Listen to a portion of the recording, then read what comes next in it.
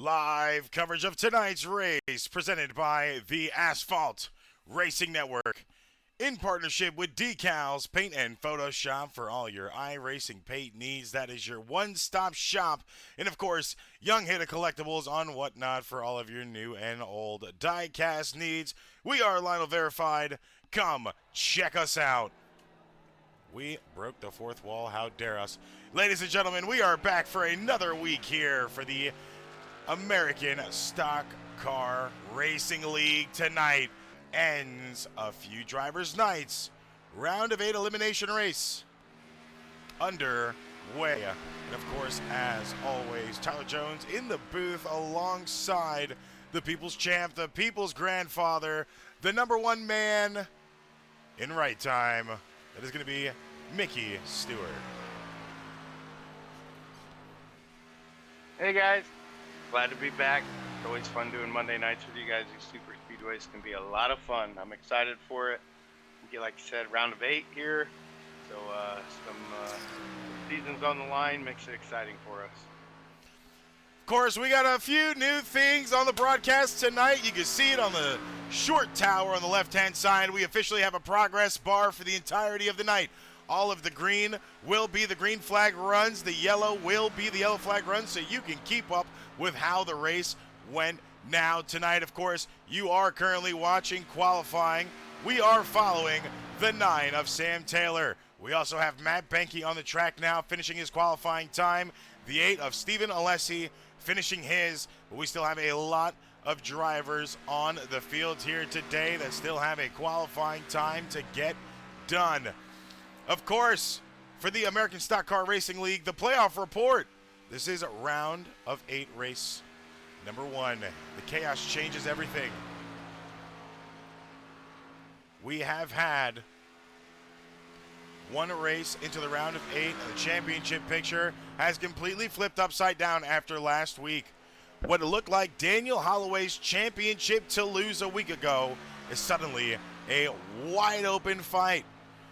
A controversial finish, multiple penalties, and championship favorites in trouble. And of course, the best of the rest bracket keeps getting more interesting. Ladies and gentlemen, welcome to the playoffs. Looking at your playoff grid on your screen now, you saw Josh Ball take the win to lock himself into the Final Four. One more driver will have the opportunity to lock themselves into the Final Four. The other 2 will advance off of points, and that will lead us to our championship race, where only one man will be able to walk out as the winner. Looking to the bracket as well for the best of the rest here tonight. It is a fatal 4-way challenge. Kilday versus Guerrero, Radaman versus Schromm for the Final Four spot of the best of the rest. They are fighting hard to see who will take on head-to-head for the first round of 4 race. And then after that, we will see who takes on the championship and will come out as a winner. So we still have a lot of fights on the field. Of course, Kilday and Guerrero advancing last week over Corbett and Green. Radaman advancing over Hess, and Schromm advancing over Alessi. Still a lot of fight left here to go tonight. Of course, Mickey, you know the biggest story of the week right now, and of course what we're going to have to watch tonight is if we can see Holloway recover. This is really the first true adversity he has faced all year long. 100% agree with you, partner. You know, all second half of the season there, we just talked about how he's just so dominant and stuff. So these things shook up here in the round of 8 is really going to make things exciting for us. But yeah, how can Holloway respond to this adversity, and can he respond in a positive way? And of course, Josh Ball, he is here with us tonight under some crazy circumstances. Josh Ball is currently sitting at a campground trying to drive this race on a Steam Deck. Awesome. Yes, it's dedication. a Steam Deck. He's got, he's got with locking up that first spot in the Final Four. He's got a really good chance here coming to the final stretch of the playoffs here. So, Josh Ball pulling out all the stops to try and keep that momentum going. You know, of course, a lot of big moves the last few weeks, possibly even bigger moves here tonight. You know, we're just going to have to wait and see exactly who is going to be able to walk out. Oop, my mic cut off. We're going to see who is going to be able to walk out alive after tonight. That is really going to be the biggest thing of all, is who is going to prevail through the adversity pretty early on here tonight. But, it's a super speedway league, so they've been running, kind of back and forth between Daytona and Talladega. So at this point of the season, I think everyone's got everything that they're going to learn under their belt. And now it's really time to put everything you learned into play and make those moves on the track that from the experience you've gained earlier this year. Qualifying slowly coming to a close now. We have a few more drivers that still need to qualify. You know what? We can show you something early on. Why not? Break it out now. We have new telemetry here tonight. Of course, it is going to show you the gear, the miles per hour, their horsepower, their RPMs, and of course, their fuel runs all throughout the night, about 17 laps of fuel. So, of course, that needle is going to be on E, but we'll be able to keep up with that throughout the remainder of the night. Don't worry about the position. It only tracks their live position, so they are technically all in 1,000th. Jeez, look at that, partner. Moving up in the world. Yes, sir. Hey, look, you got to make adjustments, man. People always wanting more. You got to make sure we give them what they want. Give the people what they want.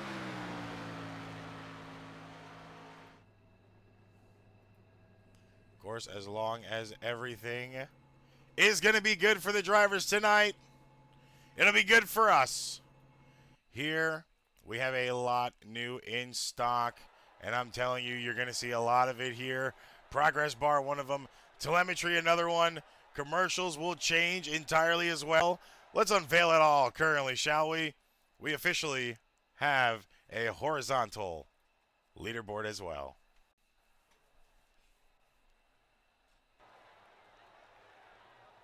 Look at that.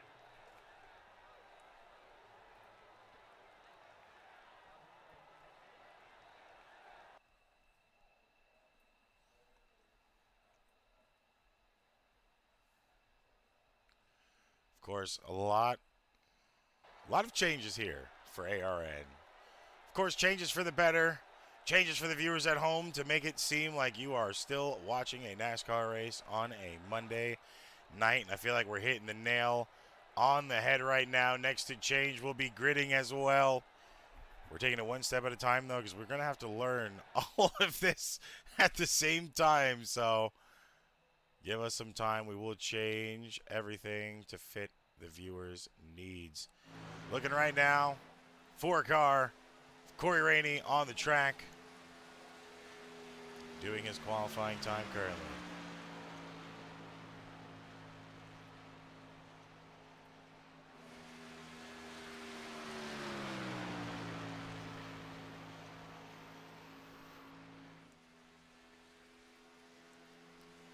I know drivers really antsy to get green here tonight. It's going to be a really good race. Super speedway racing, Mickey. Yeah, I don't think we've ever seen a bad super speedway race across all leagues, but especially not here in the American Stock Car Racing League. They never fail to amaze us. I would agree. You have the super speedway aspect of it, just exciting within itself. But then, of course, the ASCRL is just doubles that excitement. These guys have been running these tracks all year.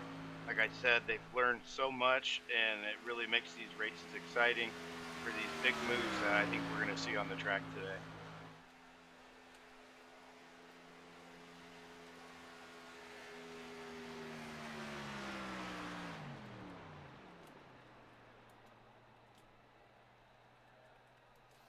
You know, Mickey, I guess I gotta get my dad jokes out, right? You're in the booth with me tonight. Not gonna lie, I just got mine out. He was waiting. All right, we're gonna skim a few pages, a few times. We're gonna stop and see if we can pick the corniest joke of the day. All right, Mickey, here you go. On the clock. Why have you never seen elephants hiding in trees? Because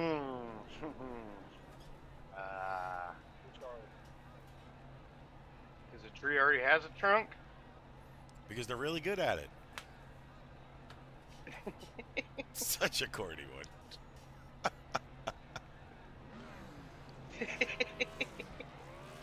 That one got me.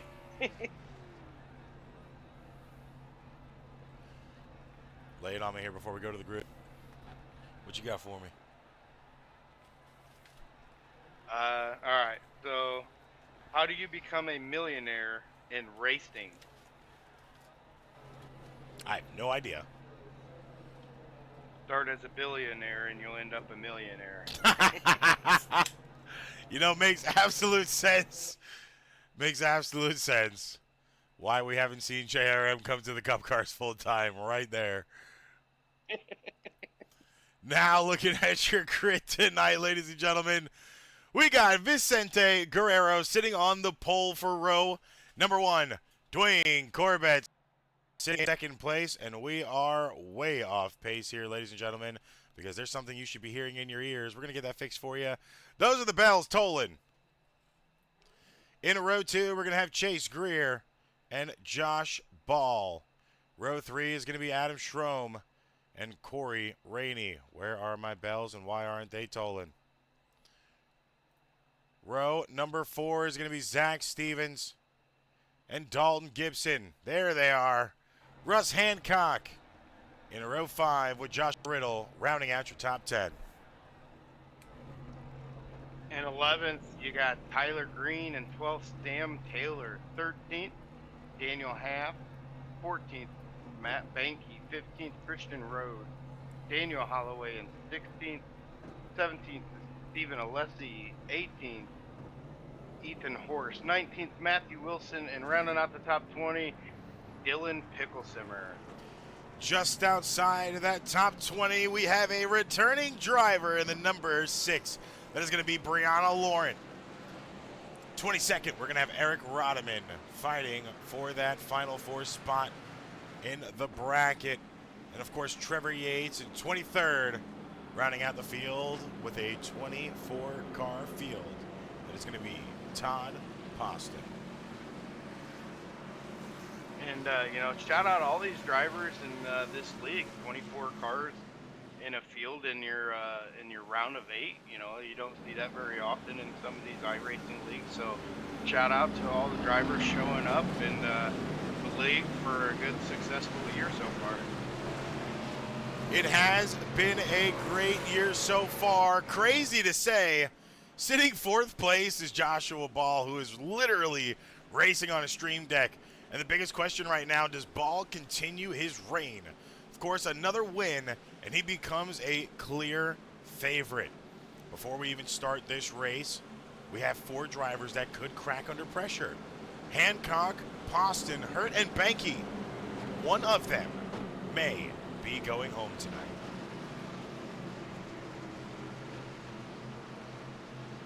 You hate to see it, but man, it's a part of racing. So good luck to all our drivers looking to advance. And but yeah, unfortunately, there has to be somebody that doesn't get to move on. Of course, pace truck lights are off. The signature pace truck for ASCRL. We will be going green here in just a few moments on the number 14. Your leader, of course, first restart will be the flag man. Pace car, pace truck, off now in the restart zone for lap 1. Last licks for the round of 8. About to begin now.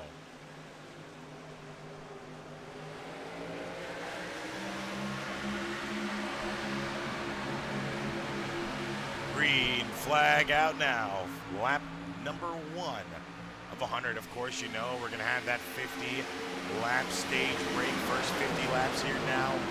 Multiple pits throughout the entirety of stage 1. Hopefully no cautions. And now you guys get to keep up with the cautions. The progress bar on the top left-hand side of the tower here. Little bit squirrely early on. Looking at our race analysis for our weather here for tonight, excuse me.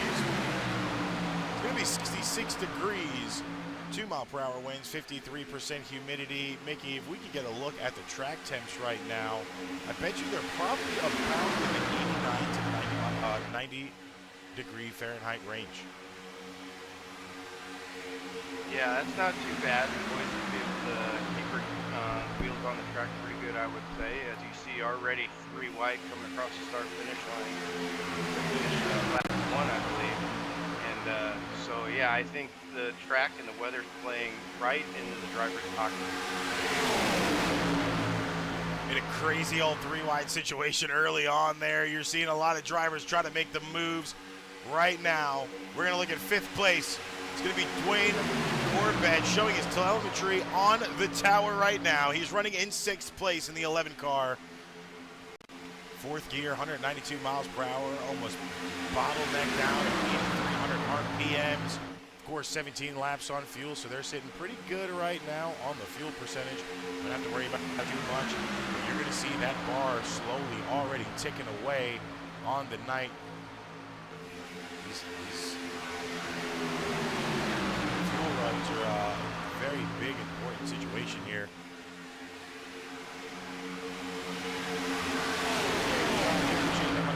Bits in chat.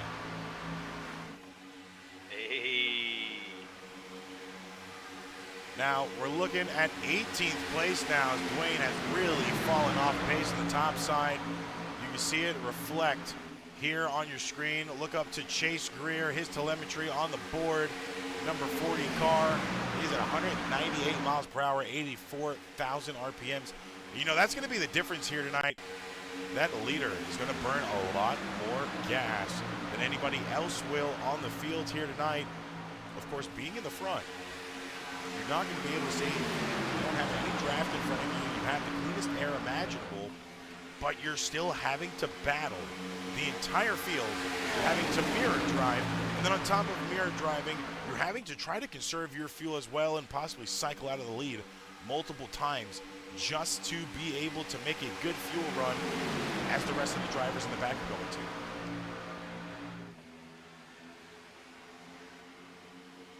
Yeah, we'll just have to wait and see. So,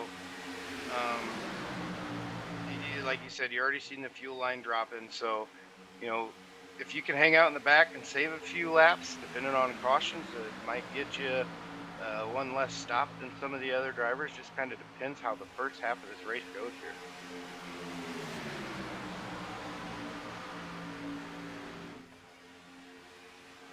You know, first half of this race really going to be the biggest telltale of the rest of it. If we know how the first half of this race is going to go for these drivers, of course, we'll be able to tell the back end half of the race, but that's normally where it starts getting a little tricky. I mean, like we said, we got 4 drivers fighting for that spot right now. It's going to be Hancock, Poston, Hurt, and Banky. Hancock right now sitting in about 4th place. Banky not in the top 10 right now. He's just outside of the top 10, sitting in 15th. Poston just in front of him in 14th. Then, of course, Hurt not able to make it tonight. Of course, that is going to be different, which he is in the top 8. So that really could hurt him. Critical, I just see you in the chat now, buddy. Sorry about that. How you doing, brother? Appreciate you joining us here tonight. Yeah, with Tyler Hurt being out, being in the top 8, you know, it's gonna be a big game changer when it comes down to this bracket now, because he's not gonna have any points. He didn't even start, so and that really could hurt. Right now, looking at our fastest lap, last time was a 47.47 from Tyler Green. Looking pretty good right now when it comes down to the speeds. Leader pulling 200 miles per hour before the corner there. That is going to be the number 1 of Christian Rhodes. Yeah, going back to hurt, man, it's never fun when you miss a race, but sometimes it happens, and that kind of opens the door for some of these other drivers to allow them to maybe exercise a little more patience, because that does free up a spot maybe or an opportunity for you. So right now, I see, knock on the wood desk here, some good patience out on the track by all drivers so far. That's really going to be the name of the game right now is patience and how long you can hold your line. Of course, we're seeing a 3 wide right now for the lead. Christian Rhodes technically in second. Pickle Simmer in first. Sam Taylor in second now. Teammates trying to control the 3 wide line. They're looking to be about halfway through a gas cycle here now.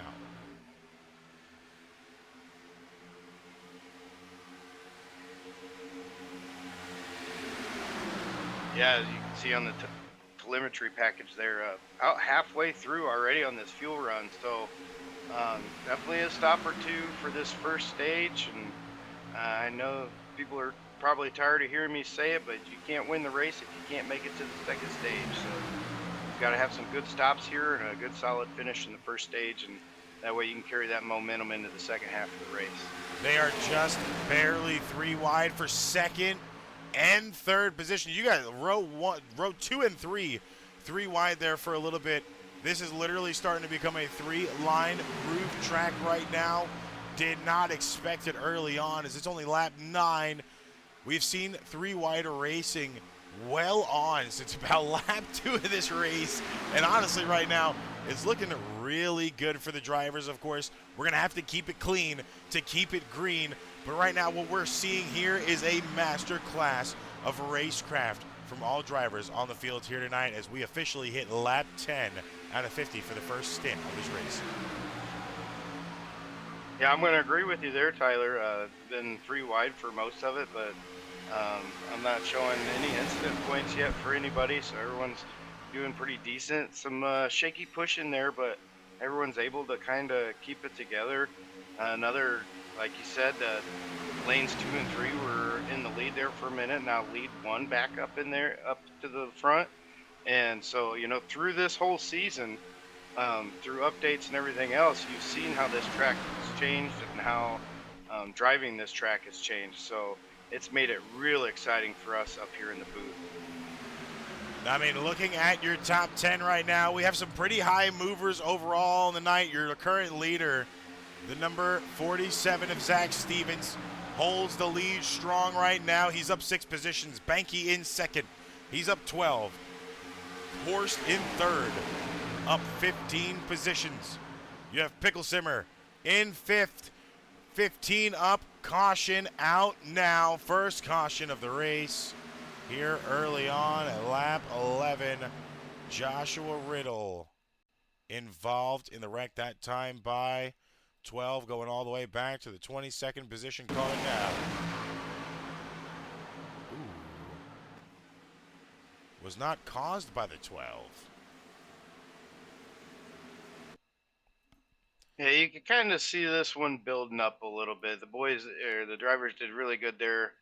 But that 3 wide there for a while, and that middle line really started to fall back. So everyone was trying to find a lower lane or an upper lane to get to, and unfortunately, a bad move cost some drivers there.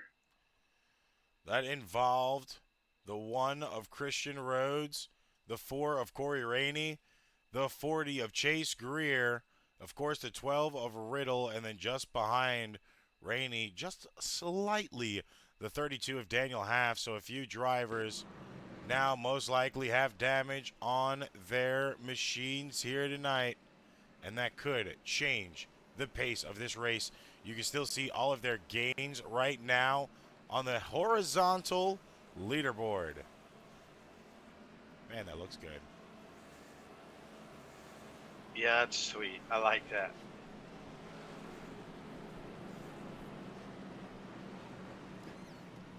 Of course, for first caution, the night out now. Lap 11. You can see it on your progress bar.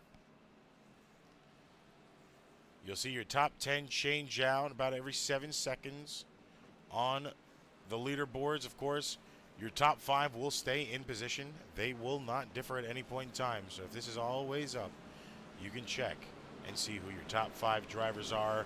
Stevens right now, technically your current leader at the time of the cautions. Looking at the manufacturers here tonight, it is a dominant Chevy top 5 right now. It is all 5 drivers in a Chevy.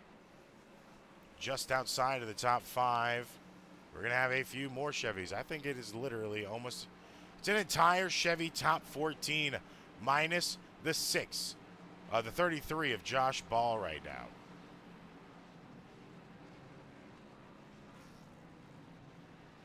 Corey Rainey moving up in position a little bit as he goes into pits.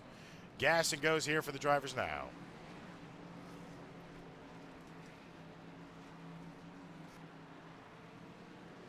Bit of a shake up there on pit road. A couple of missed pit stops there, or pit boxes, and so it's definitely going to shake things up here as we get this race back up and going.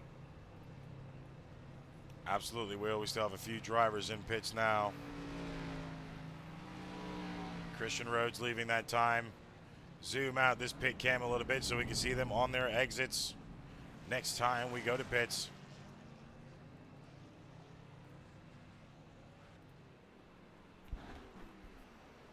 '88 of Dylan Picklesimmer.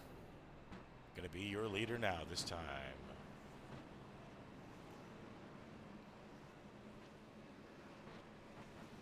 That's a sweet looking Mountain Dew ride right there. That makes me want to do right now. You have time, go do the do. 88, I love it, man. He always follows Dale Jr.'s paint schemes, and they always look amazing. I don't know if he does them himself or if he gets them straight off of Trading Paints, but they are some really superb paint schemes on a weekly basis. Really good paint schemes in the field every week in general. I personally love it when we hit the Gen 4 cars. Why's that? Because you see a lot of paint schemes that are very notable. You know, Born on Dates and Ricky Cravens, Ricky Rudds, and you know the Pennzoil #1 that's out on the field with us here tonight. You know, you see a lot of paint schemes you watched. You know, if you just got into NASCAR as a little kid in the early 2000s, late 90s. You know, 18 Interstate Batteries of Labonte, a lot of die-cast that you might have in your collection. You kind of get to watch race on the track or race it yourself. So I feel like the old school cars are kind of really where it's at when it comes down to the watching them be reproduced as a paint on iRacing. If I could speak, that'd be nice. If they don't have that in their collection, where might they get one, T-Bone? Well, if you don't have it in your collection, we're on a hiatus right now waiting for all our new Lionel stuff to come in, but you can check out Young Hitta Collectibles on Whatnot. Literally just look up Young Hitta, drop the collectibles. You should see that logo in the top right-hand corner of your screen. Drop a follow. We have 1.3 thousand items sold. I do believe about 1.2 thousand followers, and we are growing on a weekly basis, trying to source nothing but the best for you guys. Of course, while you're at it, be sure to go to Facebook and look up Young Hitta Collectibles. Join our Facebook group. That's where I will be posting all of the new Lionel drops a week before you see them on Whatnot. And then, of course, as well, we possibly will have raffles posted in there as well, where you could win a $100 car, an $80 car, maybe even an auto for just a $20 entry.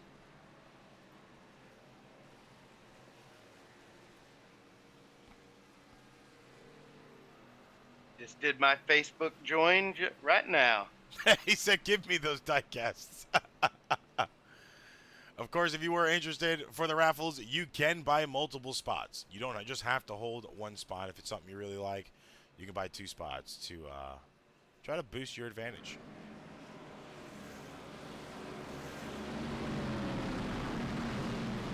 Of course, now we will be back green this time by, as the pace truck is officially off here. Pickle Simmer, your current control car outside in row 1 is going to be Matt Banky. Pickle Simmer will take us back to green flag. We have a car coming down to pits this time. That is going to be the 40 of Chase Greer. Probably still has a lot of damage on that car. Trying to get it off now. Green flag. Back out now.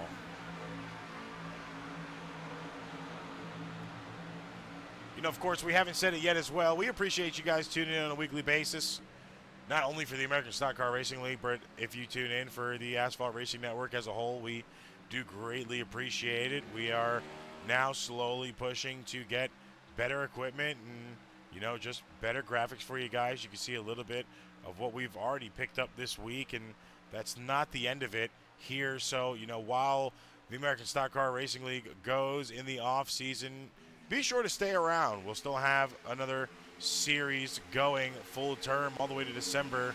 That will be Naris's Cup and Truck Series on Fridays and Saturdays. Of course, ASCRL is confirming. ARN is coming back for Season 2, so you're not going to miss a beat here with us come next season as well. Yee, live action.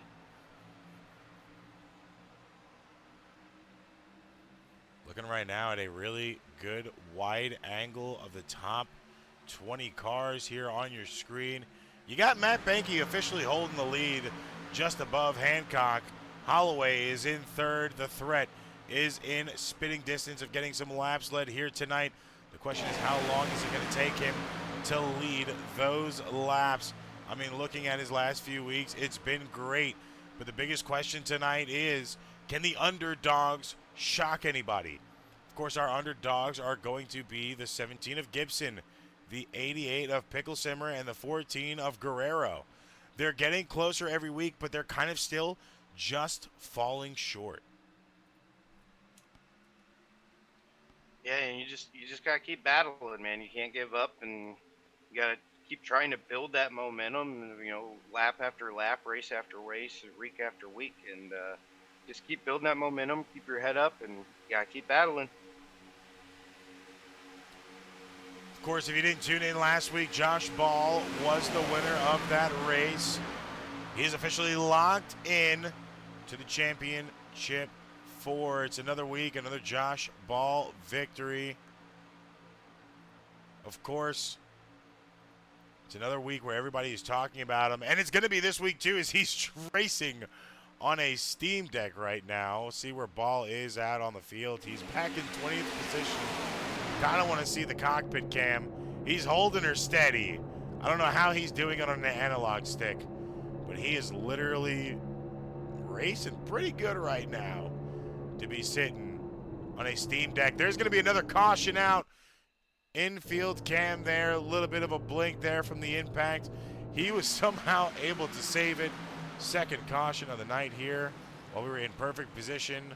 Ooh, a fan favorite involved in that. There's going to be the 4 car of Corey Rainey.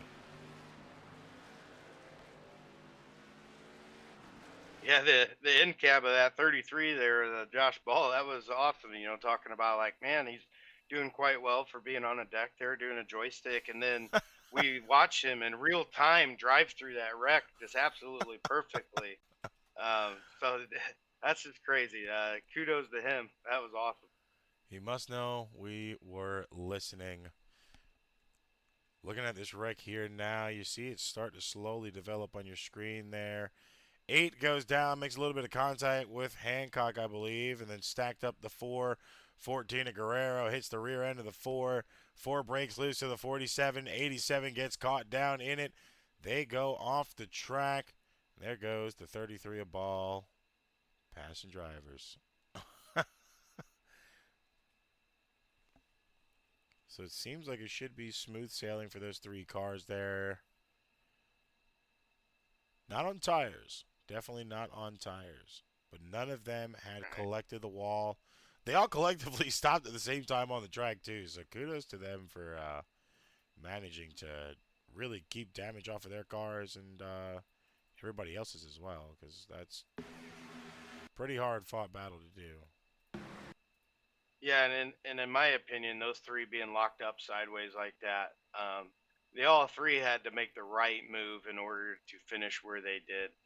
Someone say, say Rainey doesn't have his brakes locked up, or the 87 don't have his brakes locked up. This could be very different for these guys. So fortunately, very minimal damage, but I'm going to agree with you, partner. A set of tires definitely ain't going to hurt. Now, of course, we'll see who's coming into pits this time as the drivers are starting to enter.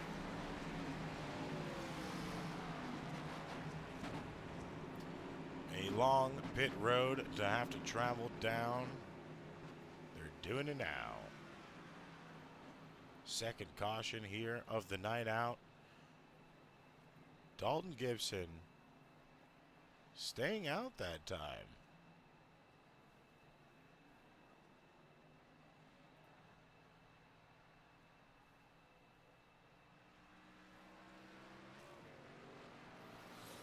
Yeah, the 17 and Dalton Gibson going for some track position here.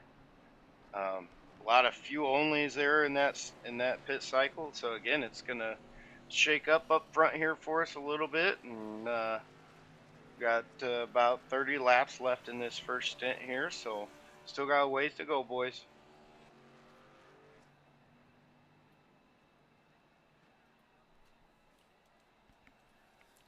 Of course, Dalton not on an empty tank. He's got about 7 laps on fuel. I'm sorry. He's got about 7 laps into his fuel run.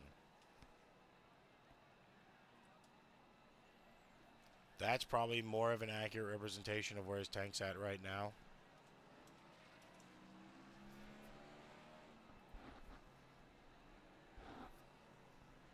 Definitely an interesting strategy. We'll see if it pays off for him, Cotton. I mean, that's going to be the biggest thing right now is to see if it's going to pay off for him. We know it can, but, if is really going to be the biggest question here.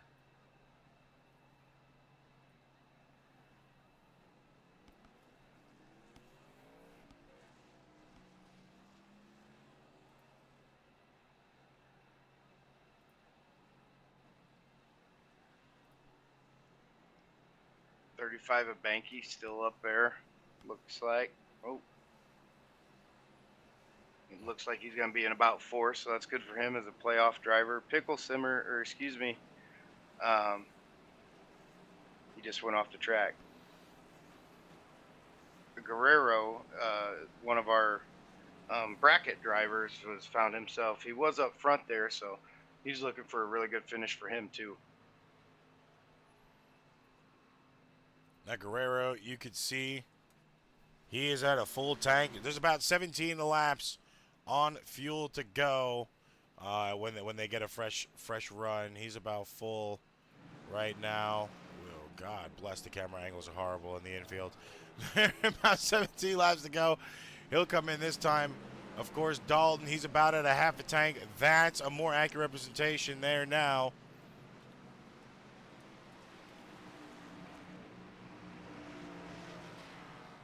Horizontal, a little bit off. Of course, first race, we're going to have some bugs.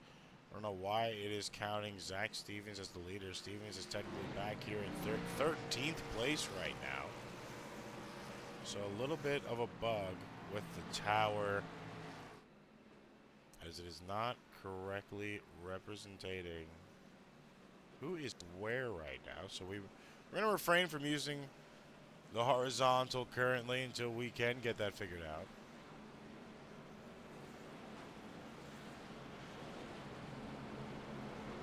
Always takes a race or two to get things set in place here. Just could be the data not going back and forth cohesively, which is going to cause those problems as well.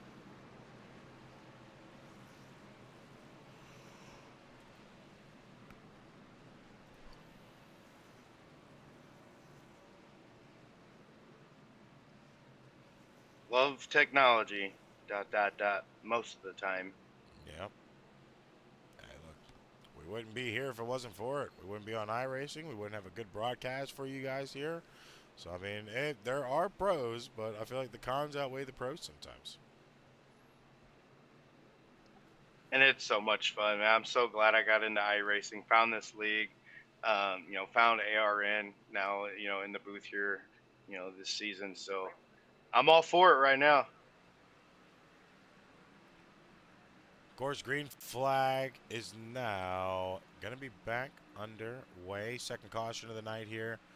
We had a pretty good green flag run to start off the race, and then you see it on the progress bar. We had that first caution. We went a little bit, and then we had that second caution. So hopefully we can get to the rest. That little mark in the middle will be your stage, your stint break at number 50. So that is what these drivers are trying to push forward to get to. Of course, we've still got some time before we get there. Right now, Pickle Simmer, the 88, currently in the lead.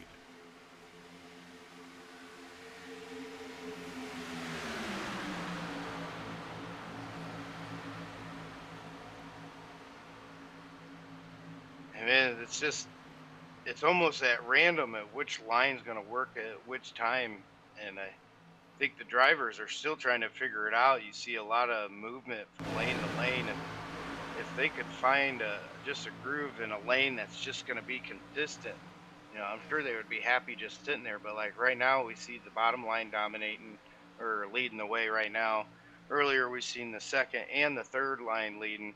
So, just they're trying to figure out which lane they want to be. So we see a lot of movement. I'm starting to get single file up front, but this pack is three wide in the back and seems to be catching them. So keep an eye on this backpack to reel them in.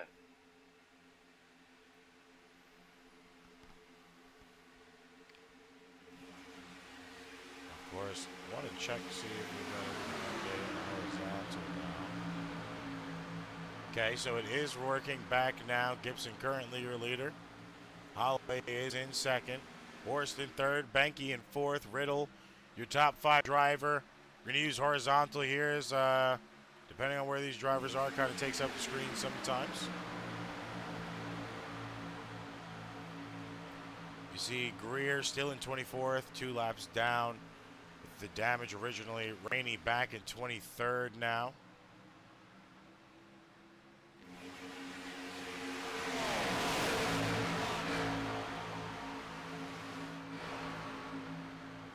Of course, the biggest question of the night, we're going to check back in right now on the telemetry of Gibson.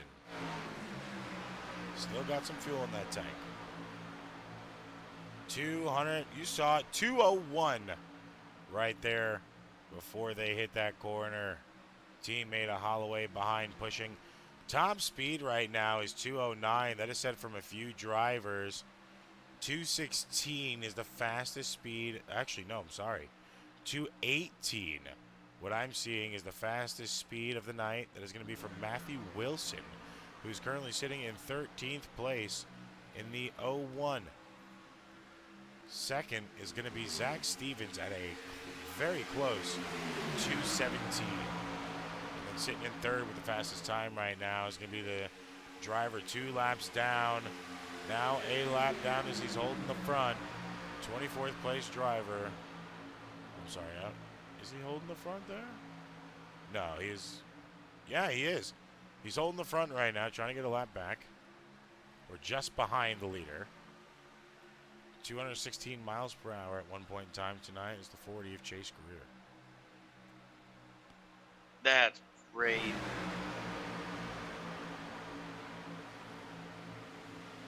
Yeah, I would say so myself. I don't know how I could manage a car at 214 miles per hour and not mirror drive. Well, and more than likely that that's right before you enter the corner. Getting that speed off the draft on the probably on the back stretch, and entering these corners at 198, 201 like we seen just a minute ago is tough sometimes to get that car to rotate into that turn, especially you got the person pushing behind you and the air pushing on you. So to do it at 218 mile an hour, no thank you. Yeah, not at all. I'm good. I'll leave it to them here. Of course, right now, Yates currently in the lead. We have had a lot of moves so far on the night.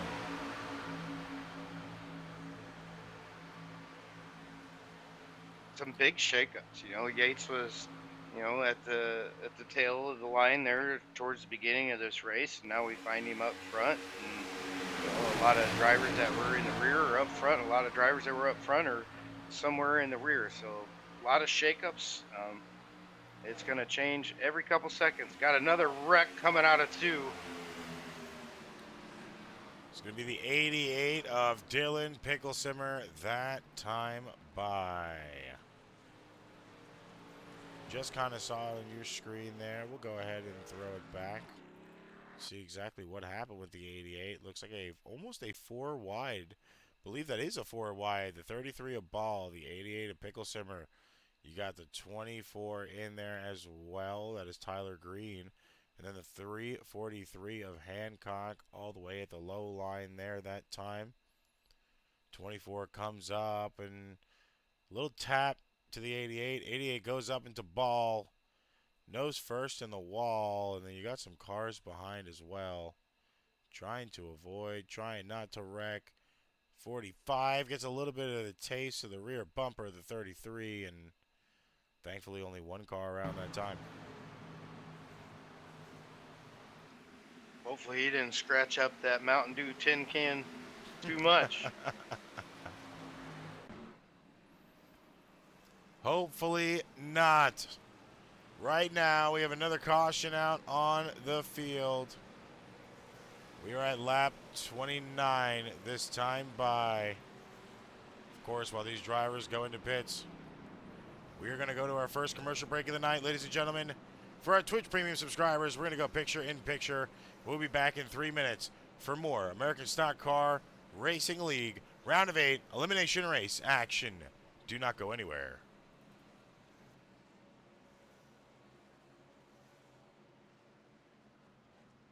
I want to taste your banana pudding. You taste my banana pudding. It's on. It's on. I was going to say, will you marry me?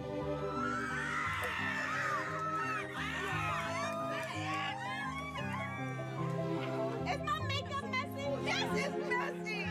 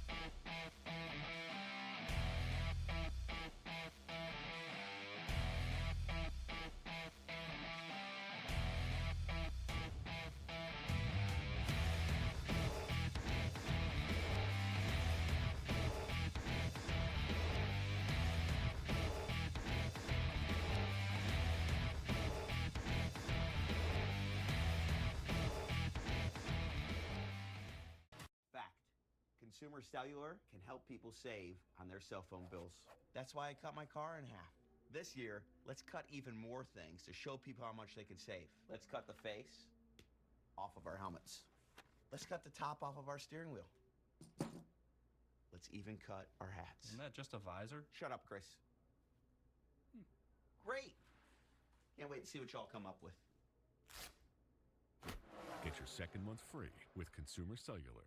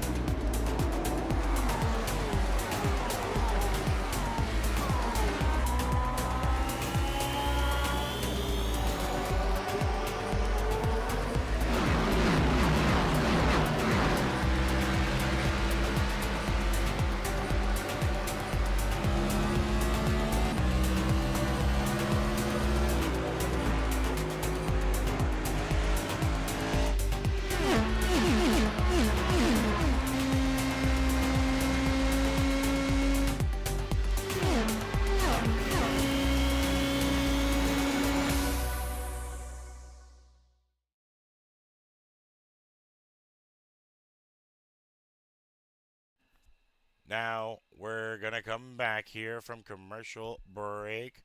So I think I figured it out, Mickey. What's that? The horizontal leaderboard does not like updating under caution because it's showing that Stevens is the leader, but it's not showing him in position number 1. So the leaderboards do work, just not under caution. You got to kind of decipher it yourself when it comes down to the leader. That might just have to be our green flag leaderboard until we can get that baby dialed in. I am going to talk to the man that does it all tomorrow. Now, of course, something we're missing here. We're 30 laps into the race now. We haven't talked about who our picks are going to be for the night. I knew you were gonna ask that. I've been trying to watch and cheat, but man, a lot of good drivers in here. It's really hard to pick. Oh, who's? Tell me about it. I know he's been caught up a little bit, but I'm gonna go with 14 at Guerrero. I know he's not a playoff driver, but he is in the final 4 for the bracket, so I expect him to really push and try to go get himself a win today. So I'm going to go with the medium shot of the 14 of Guerrero. Honestly, someone that probably is the least expected to get the win tonight. I feel like that's going to be the 31 of Boston. Looking right now, Boston is sitting in 3rd place. He's not too far off right now. He's slowly making his way back up. This is probably the most performative we have seen him early on in state number 1. Now, if he can hold his position behind Holloway, continue to move, I feel like really it's going to be between the 21 early on right now and the 40 and the 31. But I feel like Boston has what it takes in him now to possibly get this win at the late stage of the season. Holloway here, you're now starting to see him block both lines. Your current leader, number 21, Hershey Kisses on the bottom hand side. Teammates holding both lines now. Yeah, I was getting ready to say for Boston, being behind the 21, the Candyman there is never a bad spot to be. You can learn a lot from being on the bumper of the 21. But we seen the 21 go down there, and now the teammates were leading the top 2 lines. As we see the 3rd line with 88 of Pickle Simmer leading it, making a charge to try and make a battle for the lead. Now 3rd place at least. 3 wide for 4 rows of racing. This is what we live for.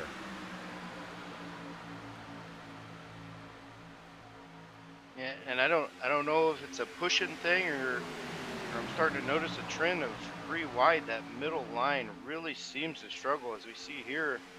The 31 of Possum's still in the middle. He's got cars behind him, but both lines just driving around both doors on him. So a little bit of a trend of that middle line is starting to struggle a little bit. Looking right now, Josh Ball in 21st position. Going back to Ball, he locked himself in last week to the final 4. He led 53 laps to completely control the race while others battled for survival. And Ball was kind of busy building what might become a championship-winning playoff run. Of course, that result of that, he advanced, and he's the first driver to officially lock himself into the field. 4th caution now out on the night, and I was reading notes, partner. I didn't get to see who that was.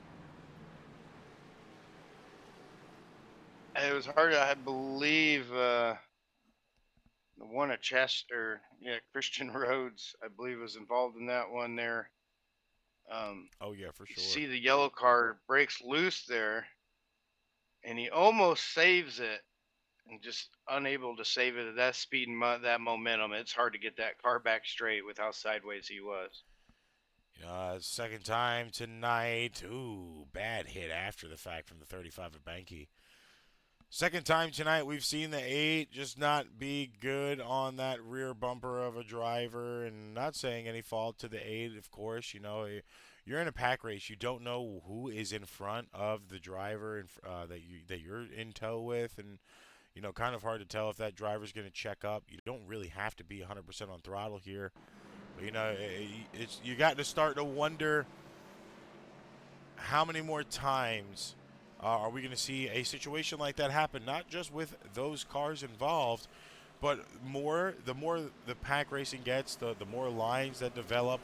You know, we're going to start seeing those rear bumpers kind of starting to spin people out. Of course, Gen 6 cars, they're a little bit more comfortable and a little bit better to take damage, but I mean, still, just like any other car, the current O'Reilly's car, the older Xfinity car, I mean, even though it was just a change, but I'm talking like Xfinity car from 3 or 4 years ago.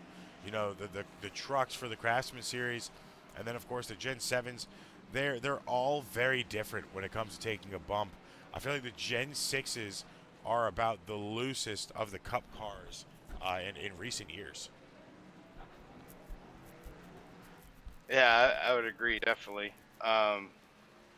You know, getting these bumpers lined up, it's tough. I mean, some of these guys make it look easy, and you know, to kind of relate it to, you know, NASCAR Cup Series, they make it look real easy, man. And I'm sure it's not any easier than it is here on iRacing. So it is tough to be pushed. It is tough to push.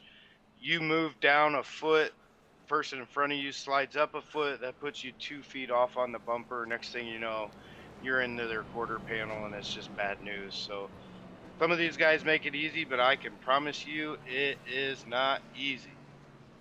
Well, looking at chat, Critical has called off his win for the number 1 tonight after that wreck that time by. So now his pick is dead and gone, dusted in the wind. You got to wonder, you know, something like that changes so fast. How does a driver like the 1 kind of have to recover from that? I mean, Rhodes is out on the track right now. He seems to have been able to repair his damage. Of course, fast repairs here still. So he does have the opportunity to be able to come back into the race. But now with him using that fast repair, is that going to kind of negatively affect him or kind of get in his head a little bit for the rest of this race here? Well, it definitely, for me, it's definitely put a little bit of a thought in the back of my mind that we don't have any left, or we already used one, and we got to stay patient. We have to stay clean now. We don't have a choice. We don't have that fast repair. And you know, and speaking of damage, the 35 of Matt Binky, a playoff driver, got quite a pretty good whack on that one on the outside wall there. Tried sneaking by us, still showed him with a meatball in the pits, probably going a lap down here. So unfortunate for one of our playoff drivers there. You know, that's the thing right now. It's going to hurt him. You already see him 58 seconds back off pace. Now 62 seconds. That is that negative 64 on the bottom. That is actually the gap between leaders, I do believe. He is now about roughly 2 minutes and 56 seconds behind us. He's going to go a lap down. Or, yeah, about 3-minute gap now. He's been in pits for about 2, which means he most likely had to get towed to the front end. Of course, we still have opportunities for all 19 of you in chat. We appreciate you watching here. Throw your picks in the chat. Sooner or later, believe after this season, we might try to start our path to affiliate here on Twitch, and we are going to need all of y'all's help. We're going to have to get 75 viewers about 6 times a week. That is going to be difficult, but if we can do it, I will literally host a diecast giveaway. I'll announce when we're going to start doing the path to partner. Not yet. We need to get through ASCRL season 1. We need to get through Right Time season 2. We need to get through NAR season 3, so I can get in the car on Saturdays, have my guys broadcast on Saturdays for me, get everybody else in their correct positions coming for next seasons, because there's about to be a lot of shakeups in the booths. Yeah, I'm excited to see what you come up with, man, and I'm really excited to be a part of it. Watching ARN develop, and then also being a part of the development here is a lot of fun. Yeah, shake up here on the restart. Possibly, I was going to say possibly a delayed green, but no delayed green is the 96 of Rodman and Alessi kind of got into it there a little bit. Now that is going to screw up Stephen Alessi, the number 8 car. He is going to be way out of pace now as we have 13 left to go for the first 50 laps. Holloway currently your leader. Went back and double checked the 35 of Banky did break his front end on that last contact. Did have to get a tow. Also used that fast repair back out on the track in his tailed car in this lead pack. Now, of course, you know, last week, once again, drivers had one job. That was to beat Josh Ball. Nobody did. Now looking at the 21 of Holloway in the lead here with 13 laps to go. The fan favorite to take it all this season. He's already got the regular season. Now going for the playoff run of a lifetime. He is the one that the field has to beat now. 12 laps left to go. It is going to be a pretty big one. Of course, the Candyman is still in trouble. Daniel Holloway's worst week of the season was last week. He entered as a regular season champion with a massive advantage for the round of 8. Then everything kind of unraveled for him. He finished 17th, was involved in some post-race controversy, got assessed a penalty, and was forced to start from the rear of the field this week. Kind of in Denny Hamlin fashion now, going from the rear to the front, chasing a stage win now. And of course, for the first time all season, not what we saw in the regular season, because there was a little bit of vulnerability, but now, with this round of 8 elimination looming in the distance, he is probably the most vulnerable we have seen him all so far. I'm going to agree with you again there, partner. Just, you know, the regular season championship and then the playoffs has kind of been a little bit of a different story for him. So if you're one of those drivers that aren't locked in yet, if you can get in there and not have Holloway in there with you, that definitely increases your chances, because the 21 always has a good chance week in, week out, and especially in the long run of the season.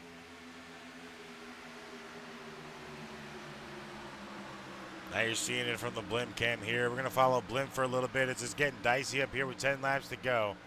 Vicente Guerrero in the lead, 21 of Holloway, bumper to bumper. You see the 14 get a little bit loose there. We're going to have the 31 of Poston really fall back. That's going to cause a wreck in the back of the field as we just watched it on camera.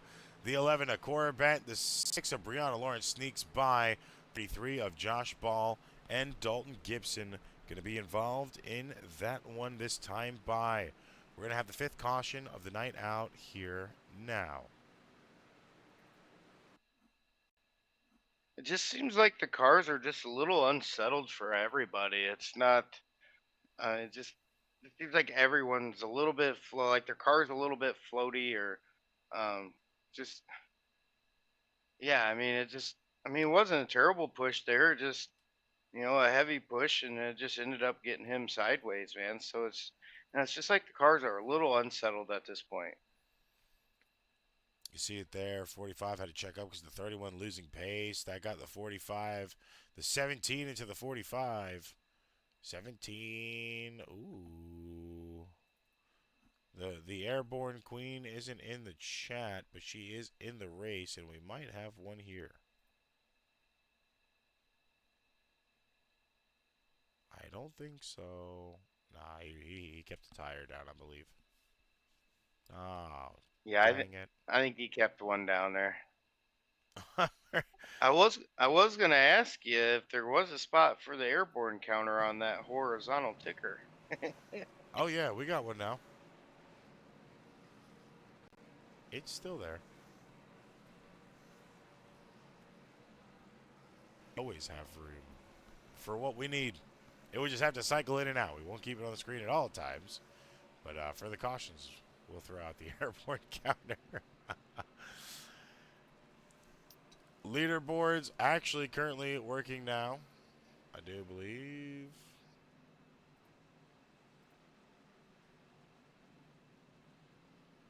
Definitely not. It'll work itself out. Daniel Holloway is in second. Maybe it'll fix this time when we cross the line. Let's see here. We're all learning this together. Love science experiments. We would be nowhere in life without him.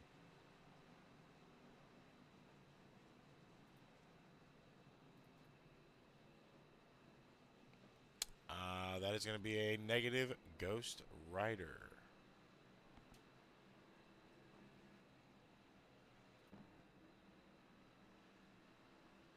Well, I'll tell you something that does work. There you go. Back to basics. Guerrero currently in the lead.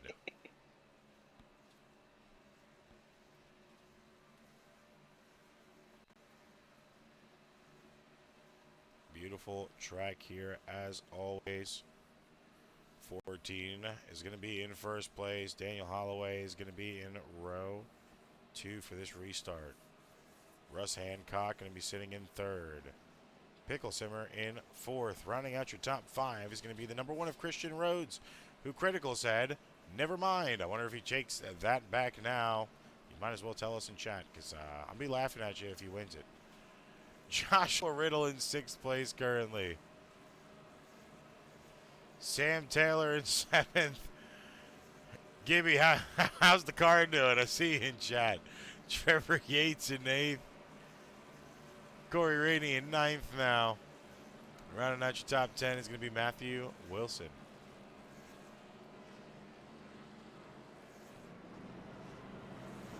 Just like Johnny Truck said before, Corey Rainey's always a good pick. We seen him involved in one earlier. Now finds himself back in the top 10 in 9th position. So keep an eye out on that 4. I agree. He said Gibson's saying they're okay. And he said no for real. So we're going to take that as he's still going to be in the race here with contention. Of course, most likely using... Actually, no, he's not using a fast repair because he's still in pits right now. He's just coming out of pits after being in there for 2 minutes. Down pit lane time, about 1 minute and 54 in the box. So he will now beat the leaders back out just by a close margin. See him on track there going into 1 and 2. He will be able to regain position at the back of the field as I try to rearrange my brain to talk for the rest of this race. We still have yet to hit the halfway point, partner. We're getting there, man. We're getting closer. And, you know, the trend this season has been a slow first half and a faster pace for the second half. So I'm going to knock on the desk for the second time tonight. And hopefully we can make that trend continue once we get past this this halfway stage break. 14 of Guerrero is going to choose the high side, which is going to leave the Candyman on the bottom. No Presto Racing. Candy Shack going to take the first row. You know, of course, like we were saying about not Dalton. Good Lord. Brain, it's a Monday. We are lagging behind, but I need you to lock in here. Like we were saying about the 21 of Holloway, pressure has finally found him. He still has the speed. He still has the points, but suddenly he isn't racing from the front of the pack. He's been chasing almost the entirety of this playoffs. We have not seen a dominant playoff race from the 21 yet. Of course, right now he's got some heat around him. You got Guerrero as the leader here.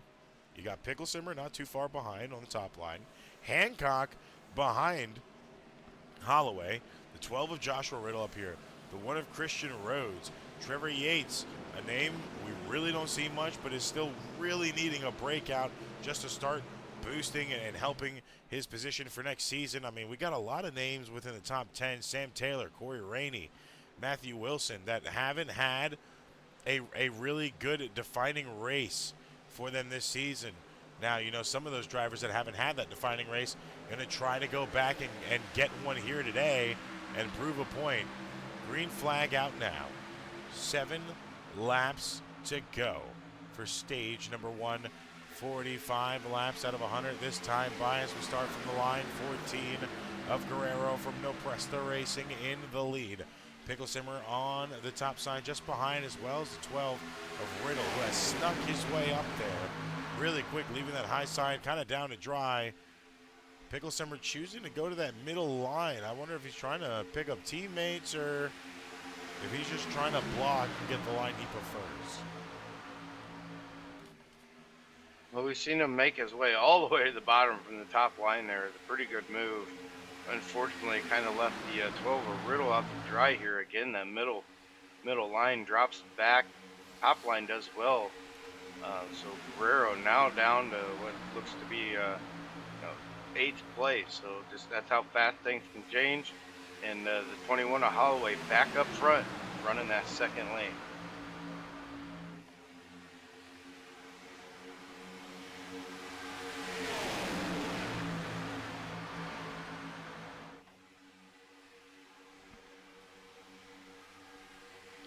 Now I see it slowly starting to brew. We're going to go 3 wide for the lead. Staggered here. 14's going to fall off a little bit. 88 in the 1 car. Pickle Simmer and Rhodes, 2 teammates. Hey, look at that. And just behind him, the 9 of Sam Taylor. So team all 1, 2, 3 right now. That threw me off, Soup. I swear to you. I looked in the Discord because I thought someone joined. I completely forgot I had blurbs on. Ford and go now in the stage. Pickle Simmer currently in the lead. Oh, I'm gonna get hell for that when this gets uploaded on YouTube. Ford and go in the stage now. You gotta wonder, are we gonna see this 3 wide again, or are we gonna keep a low line dominant run right now? Tough to say. It looks like we're gonna stay with the 2-lane system here, but you've seen the 21 of Holloway in that top line kind of gets blown by that bottom line there. And then, of course, the 15, a horse hops out, kind of slows up that bottom line a little bit, allowing that middle line to gain momentum. Now on the front bumper of Holloway, as they close the gap up to 2nd place, now bumper to bumper to bumper. Looking really good. Pickle Simmer in the lead, still good on gas. Of course, doesn't matter. We got 3 to go. 4th gear racing in the front. Everybody in tow behind. A lot of positions changing here. Sam Taylor moving down a few positions now, all the way down to 8th. We got a wreck in the front stretch. 15 of Ethan Horse going to be involved in that one. Huge one. Caution out now. Stage going to finish under caution and after yellow wreck, with Schroem involved as well, with the number 12 of Joshua Riddle. Ladies and gentlemen, I feel like we could officially call that the big one. Yeah, and it just kind of kept going there, too. Have to double check it here, but I think the 71 might have came down, wasn't clear, might have started the ball rolling on that one. Unfortunate, it will end up under caution for the first stint here, because those last couple laps were exciting. It actually looks like it on the 71. He came up from what I'm seeing on the high side here. He got a little bit of a gap. He took over the 1 car. Oh, that was a horrible camera to shoot too. What are we doing, production? He took over the 1 car, came down. We're going to have to rewind that for you folks so you can actually get a good view. I'm yelling at myself while yelling at production, but it's really me, so blame me. Anyway, here we go. Nope, never mind. Still off. I'm just glad someone didn't play the Patrick Star blurb I have in chat, so appreciate you guys for that. Where are we at? Back it up just a little bit more so we can get a cold, clear view. Change that over to the 71 Yates. So you see Yates on the top side, just a little adjacent off of Rhodes right there. He gets clear. 31 goes for a bump on the one car. 71 on the top side, just behind Hancock. He sees that clearance, not all the way clear, so he nips the front bumper of the one, breaks loose, saves it. Actually, it looked like net coated the 15, unless the 15 had some avoidance to it. Unfortunately, took out the 15-9, running on the apron for some crazy reason, as he probably sensed the wreck with spidey senses. Spins the 15 around. 15 comes back up. 12 into the wall. He breaks loose. 31 barely clips his bumper. 71 in the 9 on the bottom. 4-car Rainey goes all the way down low to avoid it. 96 in the back end trying to avoid it. I mean, it's crazy. 71 comes back up on the track right in front of the 8. Barely kisses the wall, but look at the 12 on the bottom. Starts sliding up the track. 87 right in the rear bumper. It's big wreck. 12 comes back down. Bam, right into the 96. That's an airborne. Hallelujah. Finally. That's a hell of a call, partner. Yeah. That just meant the whole wreck. Just the whole wreck. That was just one hell of a call that you just called. Yeah, well, if Jordan Fisher was here, he would have told me, Tyler, shut up and breathe. So, shout out to Jordan from Nares. Man, I agree with you though. The 71 was probably clear just there for a smidge of a second, but the one got a heck of a push from from Poston there and closed that gap on the 17 right as he was making that move, or excuse me, the 71, and then the 71 I just never got resettled, and unfortunately it collected the 15, and then of course collected some more there. So. Some damage there. I know the 35 got caught up into that one. He's already used that fast repair. I'm throwing him as another meeple for the 35 at Banky. So tough news for a playoff driver there. But, well, hopefully we got the big one out of the way. We got, I believe we're going to get the halfway point out of the way here. So get to the second half of this race and let's get it back going. Well, you got it there now. Airborne counter on your screen. Told you I'd be able to fit it in there. Yes. 8 minutes required damage coming in from the 35 in chat. Matt Banky officially screwed out of this one.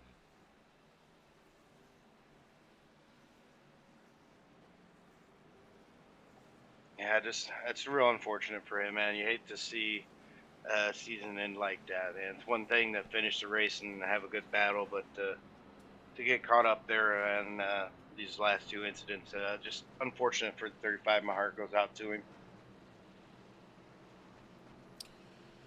Of course, Tyler Green going to be in the lead now. Pickle Simmer on the outside as we're getting back ready to go green. Christian Rhodes in third with Wilson on the outside of him. Alessi in fifth. Thompson in sixth. Stevens in seventh. Holloway in eighth. Greer in ninth place. And Hancock rounding out your top 10. Just outside of them, next 5 cars are going to be Rodham, Lauren, Horst, and Half. And of course, Trevor Yates in 15th. Just outside of that is going to be Corey Rainey.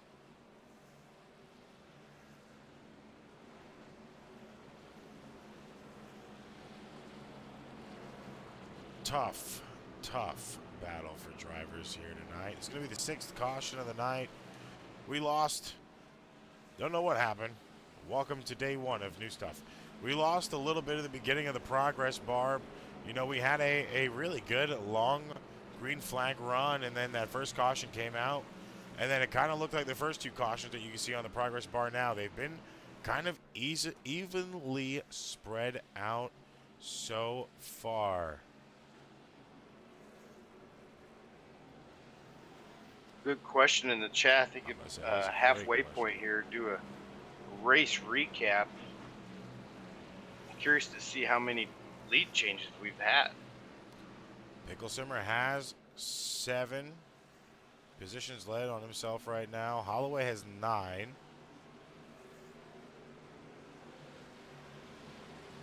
think it might be Holloway right now.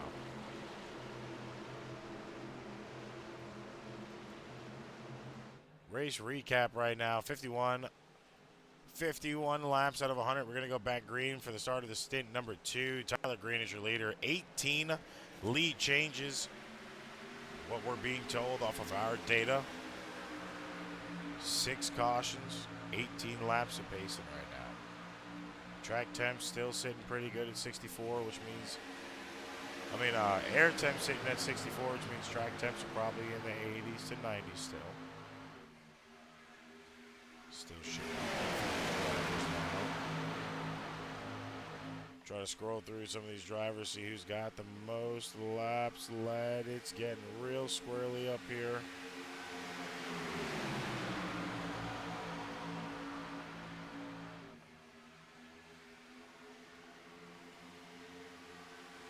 As we seen the ticker change to 19 lead changes there as we went green there, you know, and that only counts the lead changes at the start finish line. That doesn't count people or drivers who made their way to the front but wasn't able to be at the front when they crossed the start finish line. So in theory, you know, if you want to count leads, there's probably a few more we could add to that, but 19 lead changes in 50 laps, that's a lead change every 2.5 laps or so. So these positions are constantly changing on this track, and that's one reason why these races get so exciting. Right now, I remember being in the lead. It seems like we're going to have a tie between Holloway and Guerrero right now. Holloway has 9 laps led. Guerrero has 9 laps led. Zach Stevens will be on number 7 this time if he can cross the line as the leader.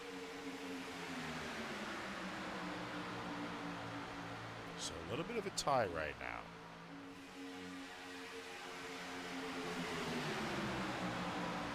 You know, and we'll try to keep an eye on those 3 drivers as we progress through this race. You know, they've all 3 have a pretty decent day and knocked on the desk for the 3rd time. Kept it pretty clean. So I look forward to seeing those 3 drivers probably at the front come towards the end of this race. See it right there. Holloway decided to jump out. Probably a wise decision.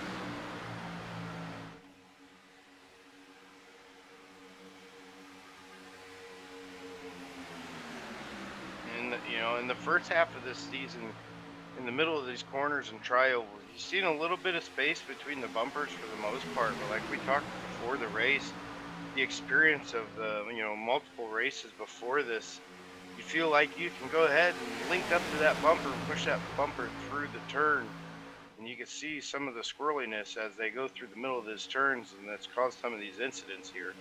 So you're seeing some of, I don't want to say aggression, but some of the extra experience really start to show in this race here. Yeah, you are, and I feel like it's hopefully going to change for the better a little bit. Zach Stevens now on the bumper of Holloway, almost got a little squirrely there. You see Holloway is your leader right now currently. Of course, Banky now down 7 laps. Riddle only down 1. Everybody else on lead lap of the field. It's getting a little crazy here. Well, and we've seen the 40 of Trace Greer 2 laps down earlier in this race. Now finds himself in 3rd position on the lead lap, right up there up with the front pack. So kudos for him. Again, just kept his head up, but his nose down and kept grinding and put himself in right where you want to be right now.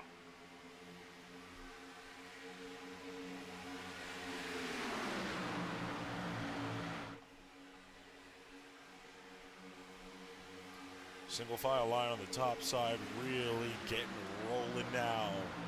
I think this is the first time all night we have seen that much of a line on the top side.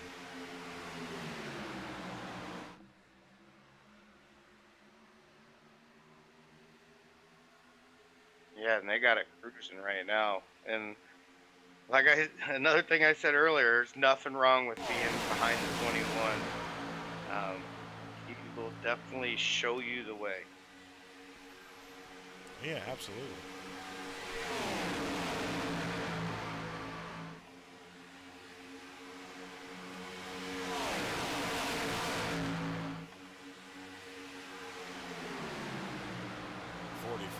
More laps to go right now. Poston's costly mistake last week. Of course, he was quietly becoming one of the favorites. Looked to finish fourth, and came that last lap incident. Of course, he had a penalty assessed. Field start for Poston as well as Holloway. Momentum practically gone after last week. No questions now. Can Poston recover before that cut line catches him here tonight? Poston not doing too bad. He's sitting in 10th place. Still got about 42 laps to go to regain some of those positions. And he's going to have to do it pretty quick. That would be the same thing with Tyler Hurd. Unfortunately, Hurd not here this week, but I mean, looking last week, Hurd was one of the hottest drivers entering the round. He was carrying a points penalty into an elimination race. It really didn't sound like much until you realized how close everything is tonight. You know, one position would have determined who advances if he was here to fight for it, but unfortunately now, not here. So that is going to really hurt him bad there.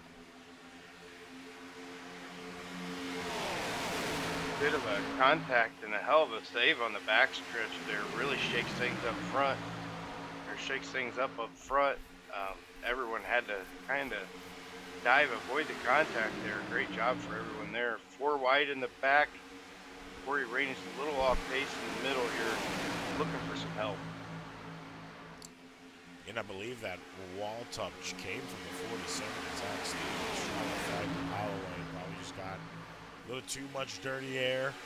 Overdrove the corners and got arrow tight and sent him up into that wall there. Most likely the situation for him. Thankfully, like you said, was able to recover. Currently sitting in 7th right now.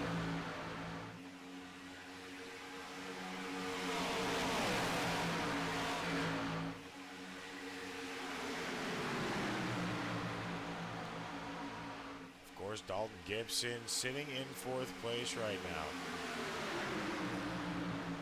While everyone is fighting, arguing, or getting penalized, we have a wreck on the field. I believe that was Russ Hancock that time by backwards on the top side of your track. 7th caution out now. See, Hancock still has an engine, so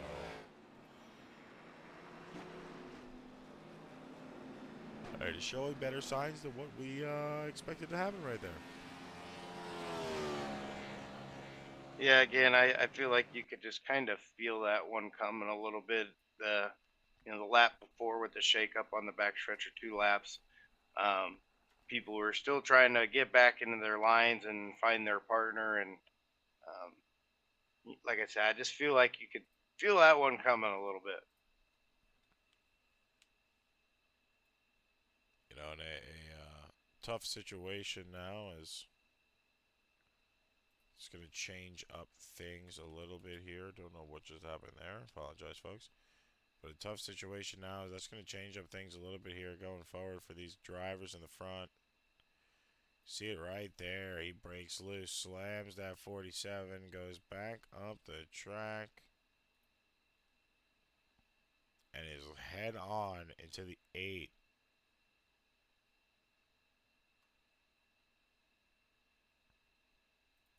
You can see the roof flaps up big time there.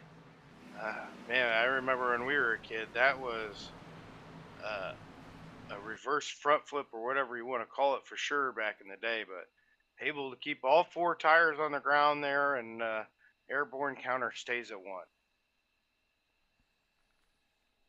The roof flap's doing a phenomenal job that time by to keep that car grounded. You know, we're gonna have less and less wrecks, less and less airbornes with these Gen 6 cars. This is when they started really dialing it in.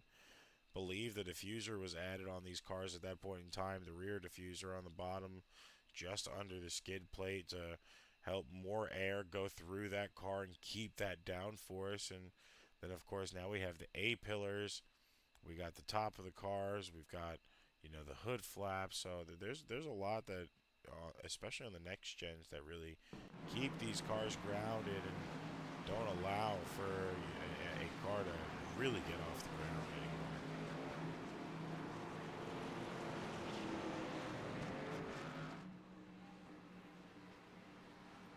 As we come into pits here, the 31 of Poston was your lead driver. He's in the first pit box at the tail of the field. Fuel only. Good stop for him. Don't speed. He does come off first with Pickle Simmer and Holloway right behind him. And of course, Dalton Gibbs is going to go to fourth. You're going to have Eric Rodeman sitting in fifth. Trevor Yates in sixth. Horst in seventh. Greer in eighth. Josh Ball in ninth. And Matthew Wilson coming out in 10th.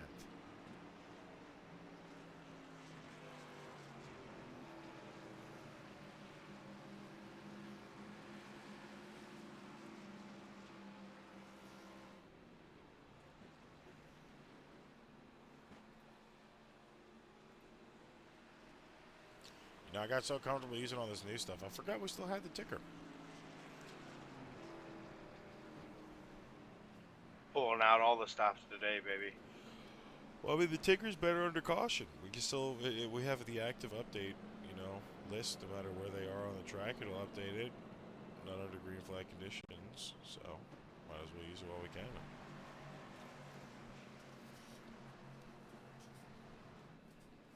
Guerrero, Stevens, Hancock all still in pits at this time. Alessi and Guerrero out now.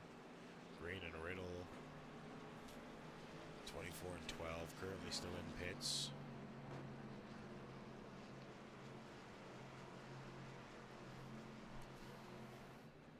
I'm truthfully surprised no one has had too many meatballs tonight. No one's out. We're all still here. Knock on wood. We're here. We're having fun. This is fun. They said this would be fun.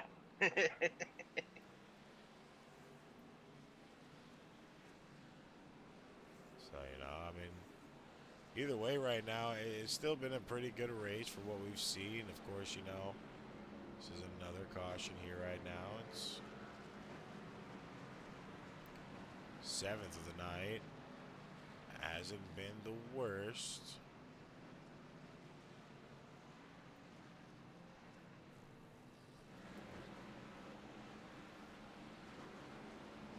You gotta think 63 laps. We still have about 40 laps to go.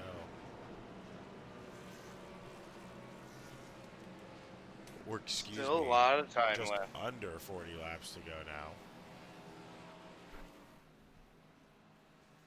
There's still some time left. You still got to keep her clean. Still got to stay smart. Make sure you're making the right move at the right time. Don't cost yourself this race. Just keep yourself in position and on the track. 8 or 10 to go. Then you can really start to push it. Find somebody to link up with and see if you can't make your way to the front. See, and that's really the biggest situations right now, is just staying patient. Of course, patience is the key to racing, but sometimes you get a little bit trigger happy and you don't want to be sitting for too long. You want to go fast in a circle and you want to do it quick. You want to do it efficiently. You want to get some of your positions, up on the field to where you don't have to worry about fighting it out with the last 10 laps. Now, of course, that will cause the cautions. That it'll kind of slow others down while you're trying to make your moves, or you might have a situation where you make a move a little bit too early, like we saw before, tap somebody's bumper, and boom, now you got these cars all spinning out. So, I mean, you can have a good race here while still being aggressive. It's just how long can you patiently sit until you can get your run? Yeah, and when I say patience, what I do say it a lot. I don't mean just sit at the back and wait till 10 to go, then go. You know, it's if you're not sure if you have room to move up, then just don't move up just yet. You know, just Right. be sure and stay patient before you get aggressive and make that not so sure move. Right. I mean, it's a little bit easier said than done. I mean, both of you, both me and you racing, you currently still in leagues, me officially taking my first crack at league, but, you know, having about a year and some change of officials under the belt, almost 200 and something starts now. You know, you want to be patient. It's kind of difficult for you to stay patient when you know or you feel like you can be that one out front.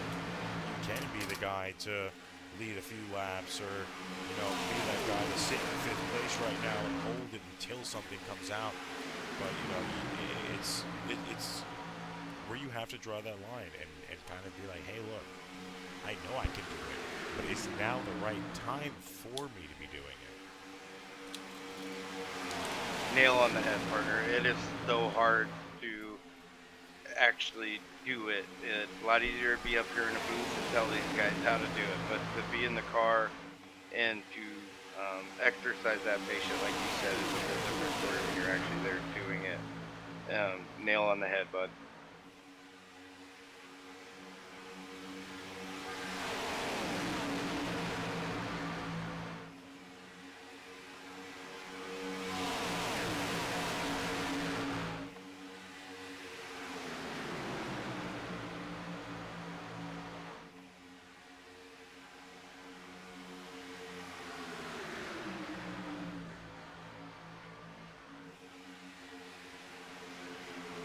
Well, single file here for the top 15. You see, believe that's the 9 of Sam Taylor getting that outside moving, was out by himself, making moves there.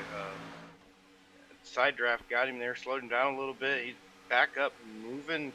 Now you find him well inside the top 10 here. The 32 pushing him, making their way to the front. You know, that single file didn't last too long. I was sitting there watching it, trying to figure out who was going to be the first one to make the move. Of course, 88 of Pickle Simmer, as it's been all night, on that top side, holding that line. Him and Christian Rose going to go ahead and take the advantage. Taylor going to start tagging along. Oh, the 14 of Guerrero. 14 of Guerrero just took a left hook in the tri-oval there. Single car. We're going to stay green.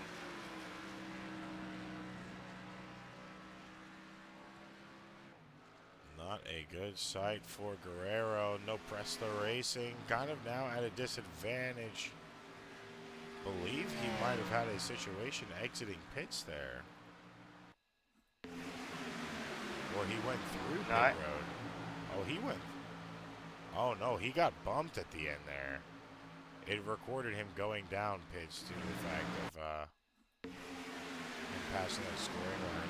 He got a bad bump on the right rear panel from the 343 of Russ Hancock, which slammed his left rear into the wall. So he is definitely going to be down and out with damage for the rest of the night with 32 laps to go. And that is going to hurt.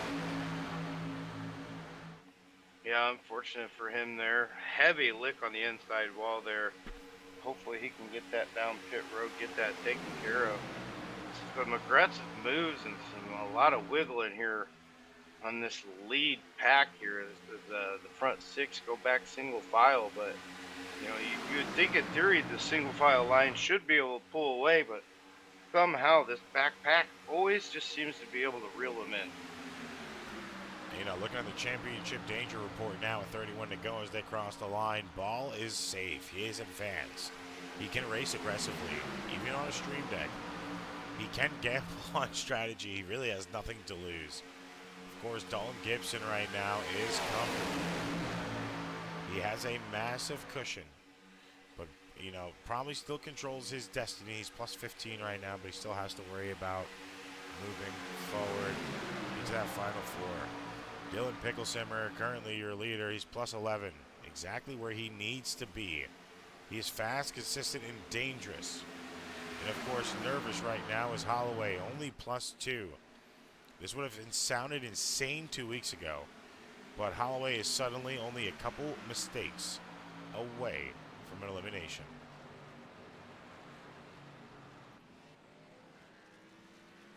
Seems like caution that time is going to be from Schroem and Hancock. Horst involved as well.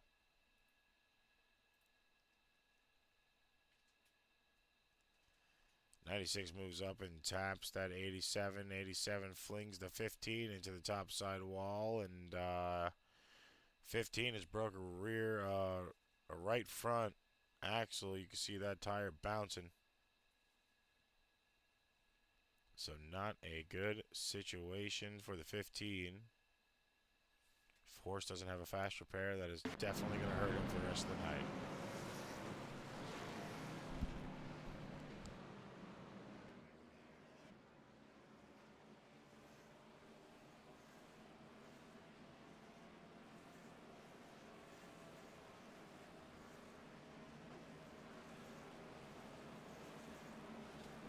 Of course, 8th caution of the night now. Picklesimmer currently in the lead. The question is, how long is he going to be able to control this lead?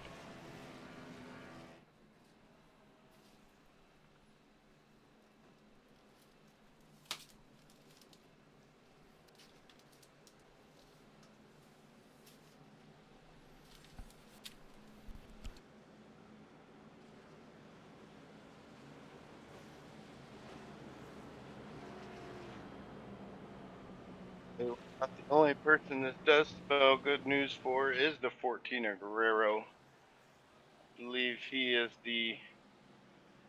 maybe the first car a lap down there. So he likes to see it at least. I mean, yeah, it'll definitely help him out, but depending on how much damage he still has on that right rear, that left rear toe, I mean, it still could be a impossible feat for him here tonight to get all of his damage off and, you know, still be in competition come the end of this race.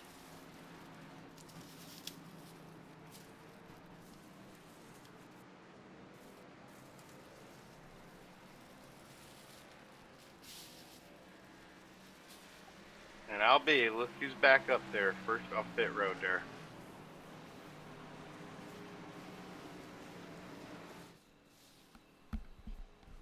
It's going to be the number 1 at Christian Rhodes, currently sitting in the lead right now.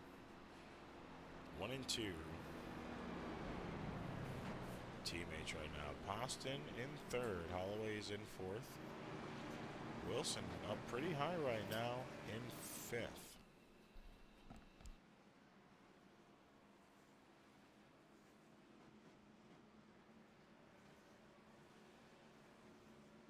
Crossing over to lap 71, so we're gonna have about 28, 27 laps to go here.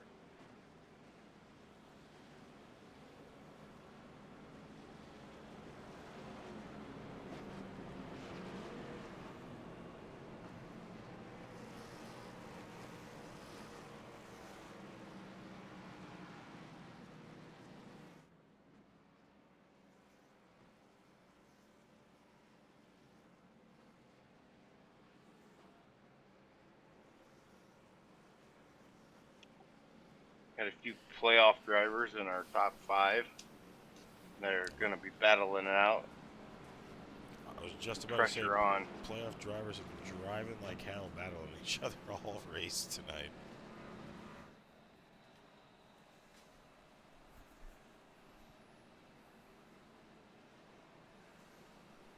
I mean, right now, like you said, pressure really on. Not much time left. Somebody is going home a loser tonight, unfortunately. They're going to have to start regrouping for next season. Too late to join the bracket. Too late to make a comeback.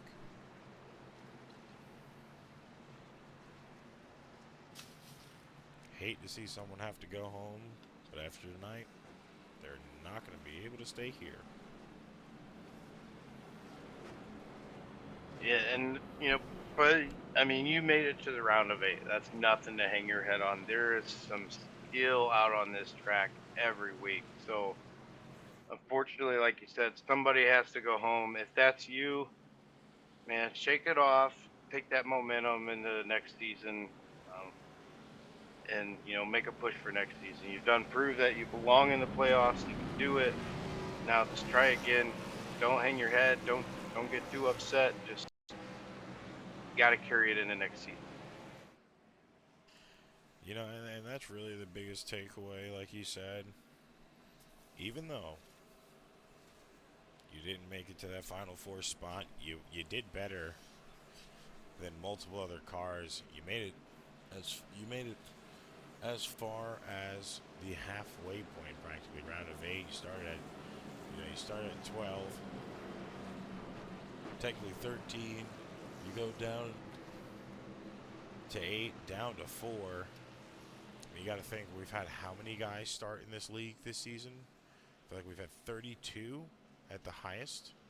You made it out of 32 drivers all the way down to the 8th. The 8th fastest guys left, or the 8th most consistent guys left.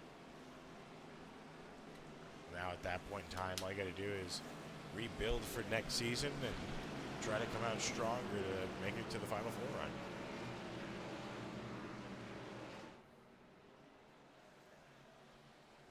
Right now, the pace truck is off. There is a wreck in the backfield again. I believe that's going to be Zach Stevens, the 47, and Schromm. Pace car is going to drive through the pits. We're going to get a delayed green now. Schromm, Banky, Half, and Stevens had an incident under caution.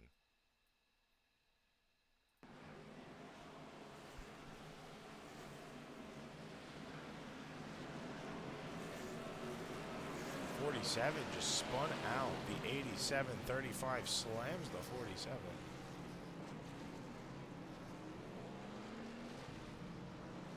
Wonder if something happened with Stevens' wheel.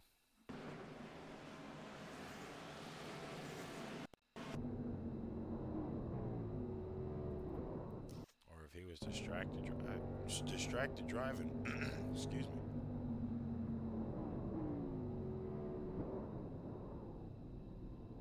Yeah, that was definitely weird. Race control has made the right move to extend us here a lap for this caution. So regroup, get back in line. Let's try again.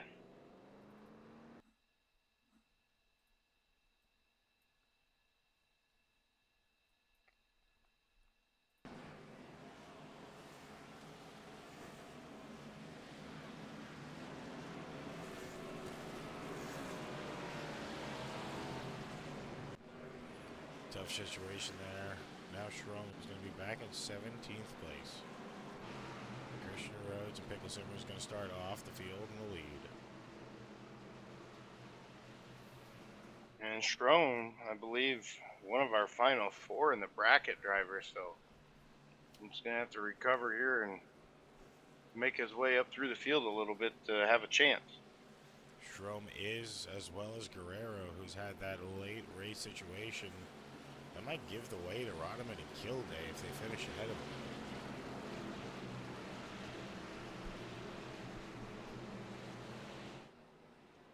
Not so sure I seen Kilday on the track today, so you might get lucky. Yeah.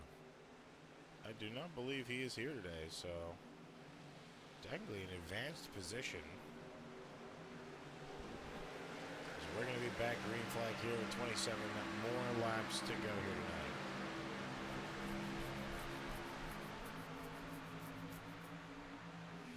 So you got Schromm and Ronneman basically the two battling for the bracket, and they are neck and neck at 17th and 18th, it looks like, give or take.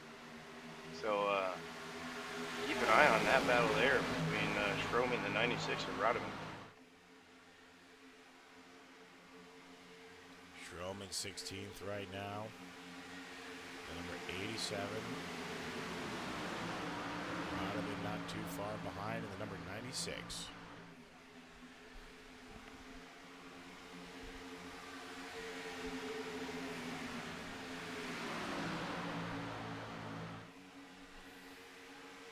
1, 2, and 3, Rhodes, Picklesimmer, Holloway, and Gibson have all kind of pulled off from this field here right now. Going back to people below the cut right now, Hancock is -2 out. 1 week ago, he was safely advancing. Now he's on the outside. Can he survive 1 more week with 25 laps to go? Poston is out by 8. The penalty has changed everything. What should have been a comfortable week for him now is officially a disaster. He is currently sitting in 9th. Banky is out by 9 right now. Speed is there. The finishes haven't been. Fortunately, didn't get that playoff-saving performance with the amount of damage he had on his car earlier. And Hurt, who was down 9, who had that points penalty and a bad finish, unfortunately didn't start the race tonight. You know, the driver with the most pressure tonight was Banky. Now 8 laps down, sitting at 24th. Nobody left has more pressure. He's had that race-winning speed, had the win, unfortunately had it called off. But, you know, the results simply haven't matched. Of course, with him now probably 100% missing his final 4, the season is going to feel like a giant missed opportunity for him. And that's kind of been the story of his season. He was in real good position the first half of the season. Kind of fell off a little bit there at second half of the season. He even almost found himself in a bit of trouble on the bubble, and was able to put a couple of races together at the beginning of these playoffs, and then just a couple of unfortunate incidences for him tonight. But just like we said earlier, he's a good driver. He's a smart driver. I have no doubt that he'll be able to reset, finish this season strong, and come back next year, and he'll be a driver to watch. And of course, talking about bracket news, like we said, Kilday not here tonight. He was looking like the favorite. He advanced to this week's Final 4 run to see who's going to make it to the top 2 spot. He finished second overall. Nearly stole that win from Josh Ball. Just didn't show up tonight. Wood was being deemed the bracket boss. Now, of course, Guerrero going to be able to move into that spot with him not being here. Guerrero has slightly been becoming a serious contender. P4 overall, he's advanced. He's made no mistakes last week. Unfortunately, had a mistake not due to the fault of his own here tonight, but he still will advance on that bracket. Of course, no one's talking about Guerrero, which makes him dangerous, but we have seen what him and that team can do. Of course, Ball on that team, we have seen them push him to wins.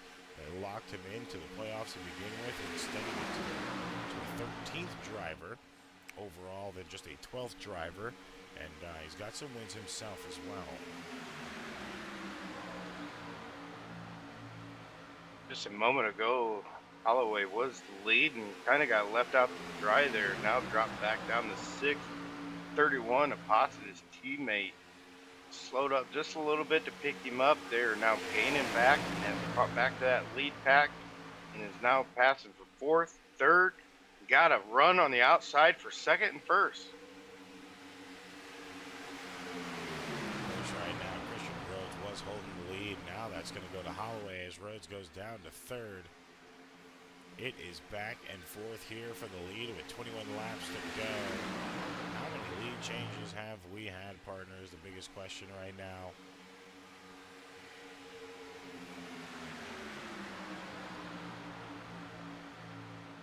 Get the right thing pulled up. 28 lead changes at the line. Man, that's awesome.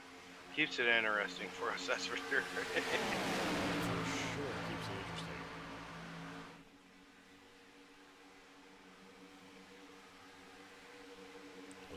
Teammates of, there.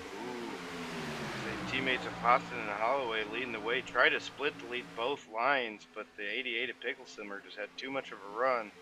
Was able to get it on the outside of the 21. Now 21 of Poston. Ooh! Push from the 21 on Poston, gets Poston loose. Selects the 88 of Picklesimmer. Heavy hit on the inside wall. Taylor just slammed the inside wall near the pit entrance. Pickle Simmer on the top side.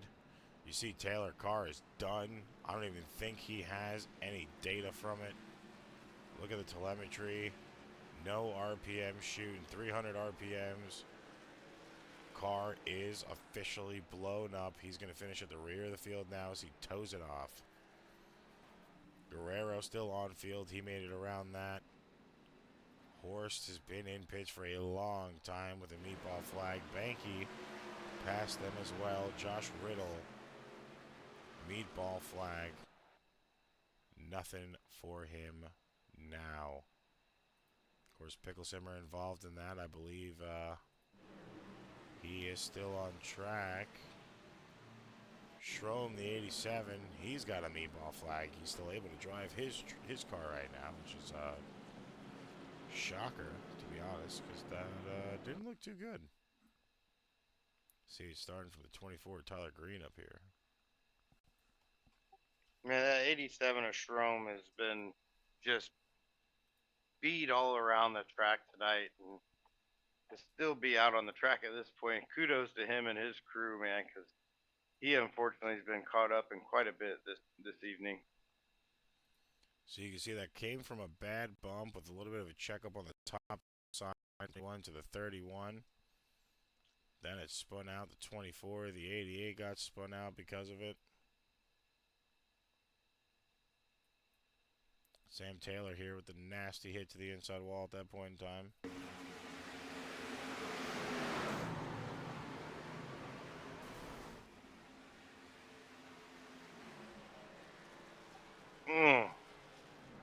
That would have hurt.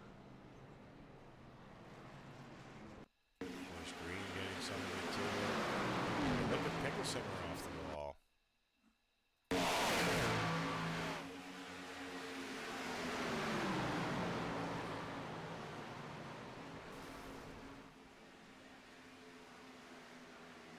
About enough to make me dizzy, bud.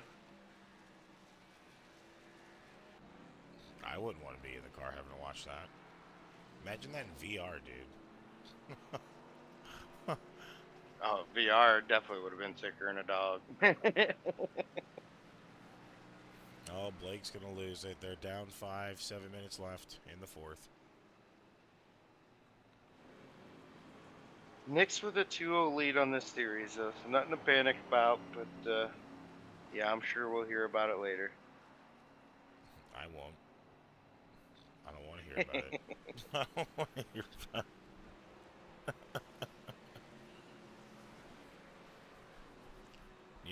Need to get a Knicks Spurs counter up on the. They start doing that, put it in the top right corner here on the ball for the broadcast for any of the basketball fans watching. That would be cool. And if you get the NFL, you can do the NFL when we get to the fall next season. Yeah, I'll look into it. Might want to see if it's legal first.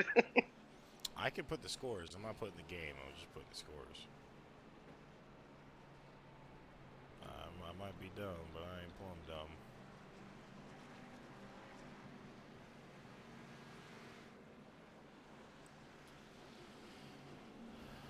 Now, of course, at this point in time, Rhodes gonna hold the lead. As he goes into pitch, Josh Ball is gonna stay out on the steam deck. Word from the tower is Daniel Holloway, the 21, receives the EOL for that incident there. So that kind of puts Holloway a little bit behind the 8 ball here, coming down with about 15 or 16 to go here soon when we go green. Yeah, not where you want to be. Not where you want to be at all in this situation.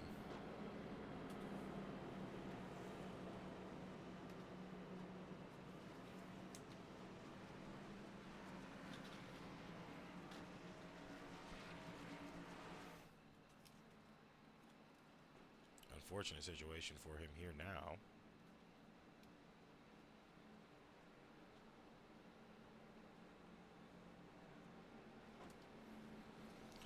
we've seen Holloway do crazier things, but I mean, we're at lap 84 right now. I don't know if he'll have the opportunity to come back from this one. It'll be tough, but I'm not going to count him out just yet.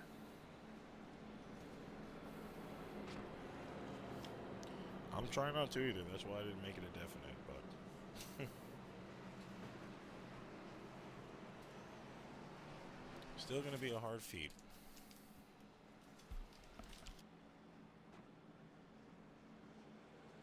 Before Corey Rainey finds himself on the front row. Next to last week's winner, 33 of Josh Ball. Josh Ball really trying to carry that momentum from week to week. Really trying to put a stronghold in these playoffs. Honestly, if Josh Ball can get this win, he needs to talk to Valve and get a sponsorship for winning an iRacing league event while off of a Steam Deck.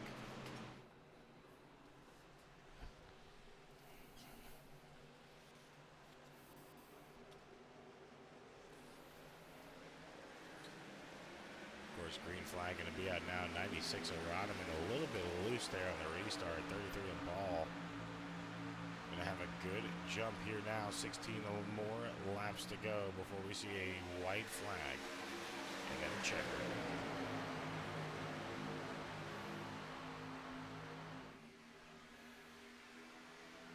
Big push from the 24 on the 96 there. It was a good push. It was a big push. There goes the one of Wilson to the inside. Ball going to go down a block. He's going to leave that high side wide open with clean air.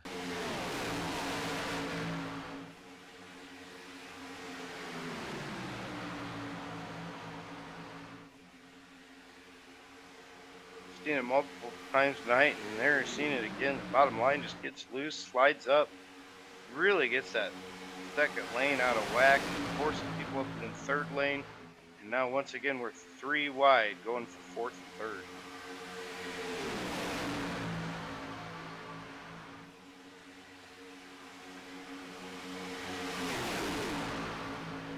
It is looking crazy back here. 3 wides all around.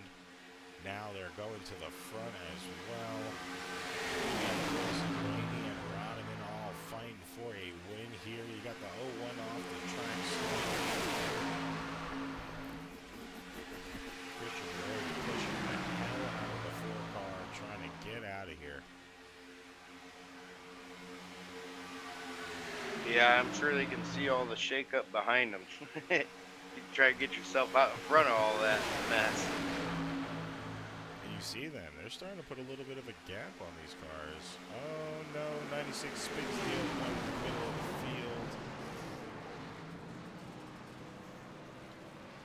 field.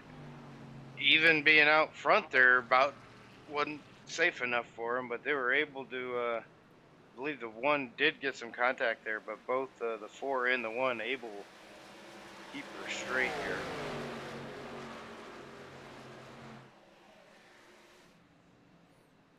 One of Matthew Wilson. Still drivable. Josh Ball with a meatball, as well as the 0-1. 33, 31 possible.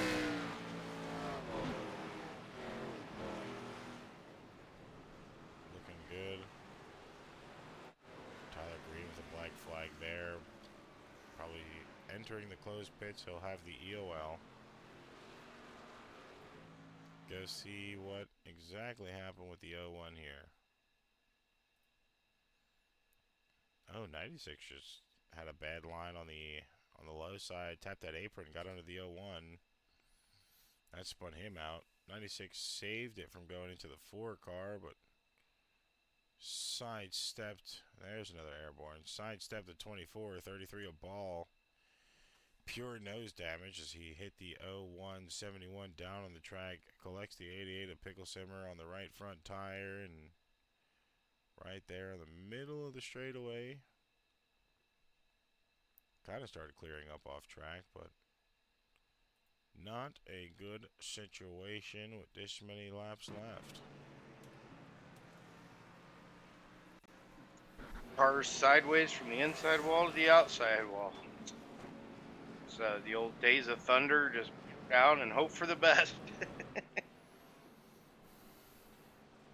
96 of Rodman still in the lead right now. Don't know if he'll get the EOL for causing that incident. I feel like he would have already been out by now if he was going to get that penalty.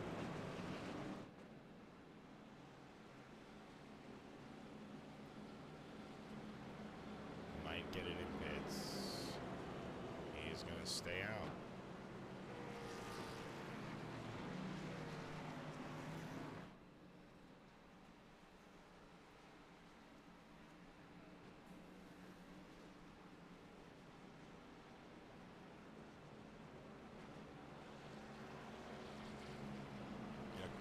Kind of an interesting situation as we're going to have the 96 lead, and then the 6 of Brianna Lawrence can now take over second place. I believe the 96 is getting his EOL now, which means Brianna Lawrence is going to cycle to the lead.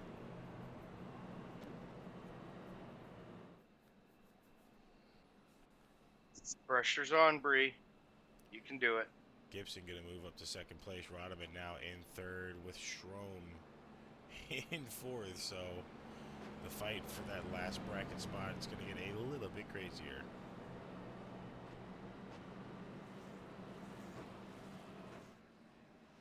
Just when we were counting the 87 down and out, as far as this battle here in the bracket, tables have turned. Now you find Schroem in third. Rodman dropping back to that EOL, so flip-flop this time around for those two bracket drivers.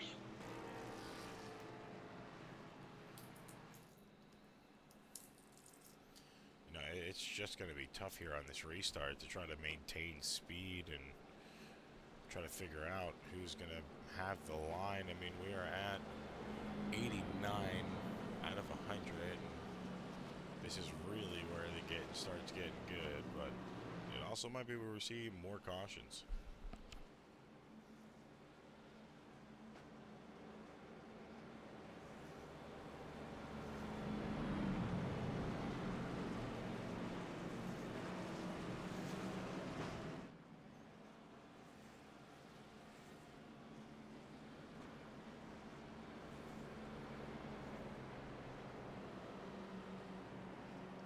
Got some playoff drivers in the mix. You got the bracket drivers we were just talking about with their battle.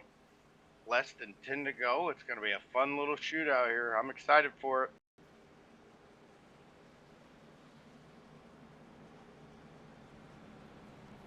I'm excited for it.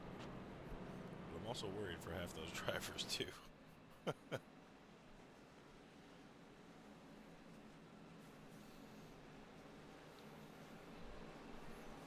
Things are about to get really hairy on the field.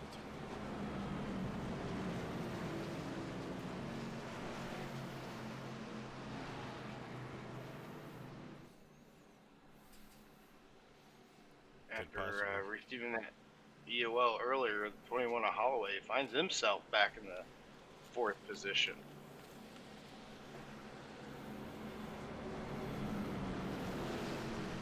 You know, he's got a lot to lose right now in the fourth position. He's going to have to really put it in high gear here and try to take over this lead as fast and efficiently as possible. You don't want to sit in the top five not being in the lead. So, when you come out behind you, you don't want to be near him, you don't want to be involved in him. So, can't wait to see exactly what the 21 is gonna do off this restart here.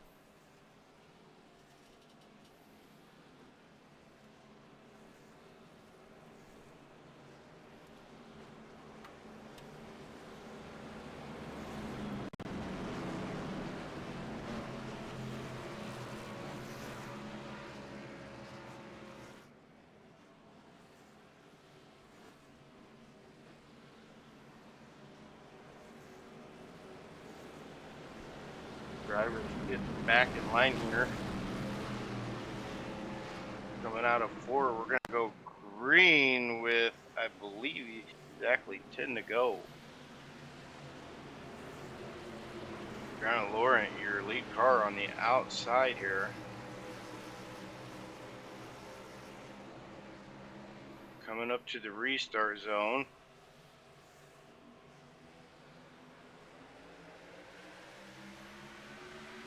A little slow on the restart. Gave the 17 at Dalton Gibson a bit of an advantage.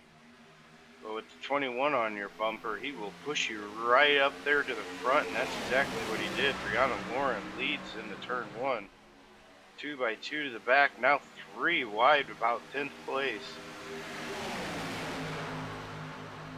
10 laps to go as they cross the line that time. Brianna Lauren still holding a second. He's going to push or he's going to move.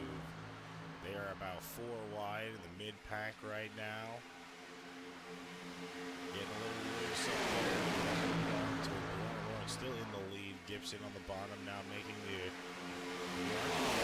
trying to officially advance himself in. He's comfortable. He's 100% solidified his run. Holloway kind of stuck in the top side line now. Not really much for him to move to. You don't want to go to the high side. No one go with you. And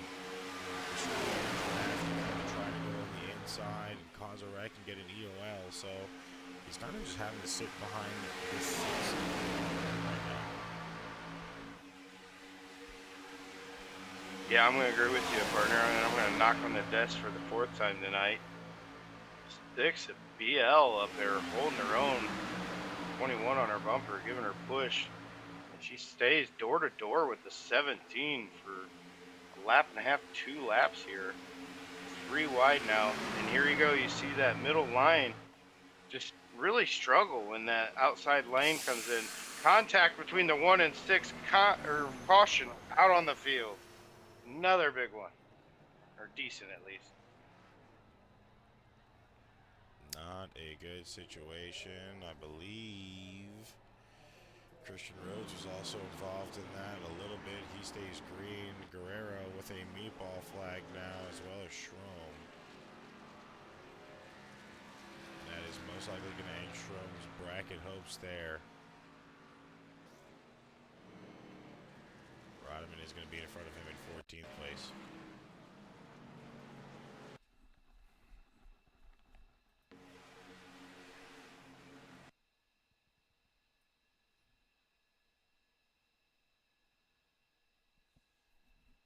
Corey Rainey also involved in that.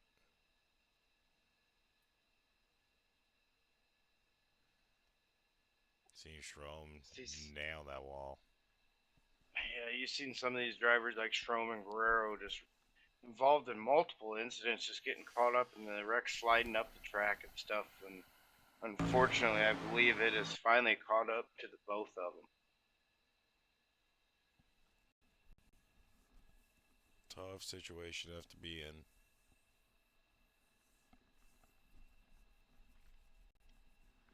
No, and I want to give Brianna a little bit of a shout out there. She held her own. I don't think she had anything to start with that there. Just again, that middle line. Once that outside line forms, that middle line just gets stuck back, and it just kind of unfolded from there.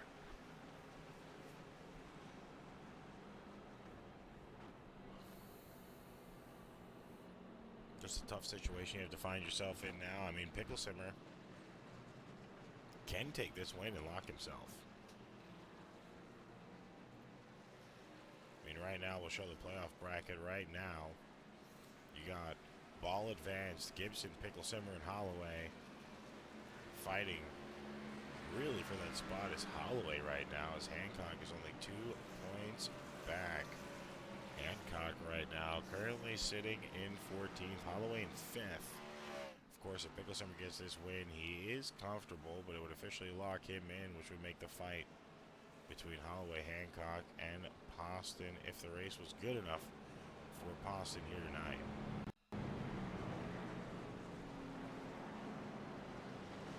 Yeah, all 3 of them still a little bit into the mix here, with Holloway probably being in the best position out of the three of them.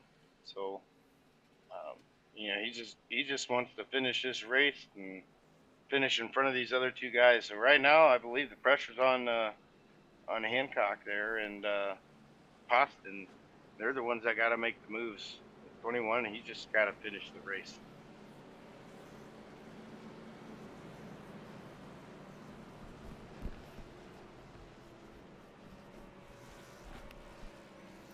That is going to be the thing right now is when you make a move, how you make a move. I mean, with Pickle Simmer in the lead, we know he'll probably take the high side. He could fool us and take the low side.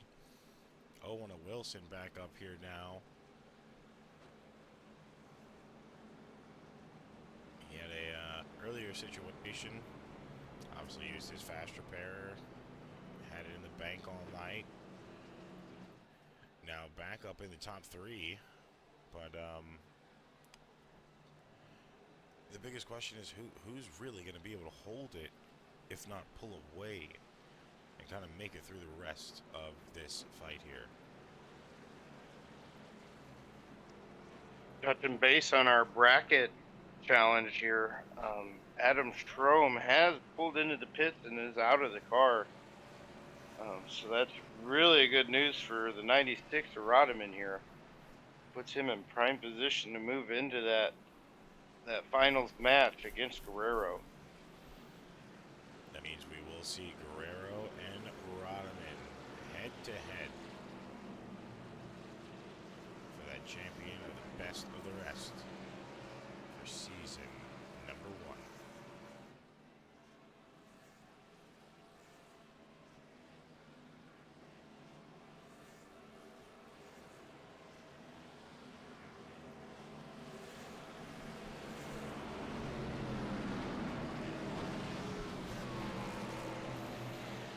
Here's where it gets tricky.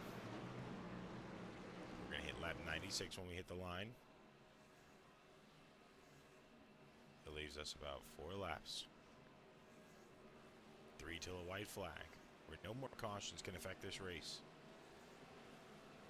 And a lot of people about to be on the outside looking in next week.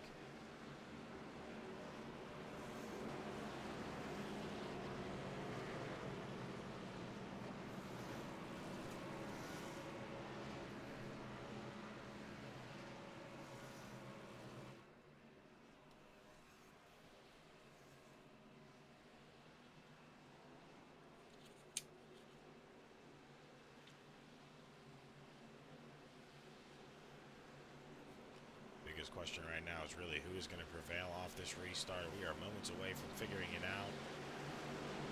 Ladies and gentlemen, if you are on the edge of your seats, this is literally the time to start rooting for your favorite drivers. Appreciate the raid.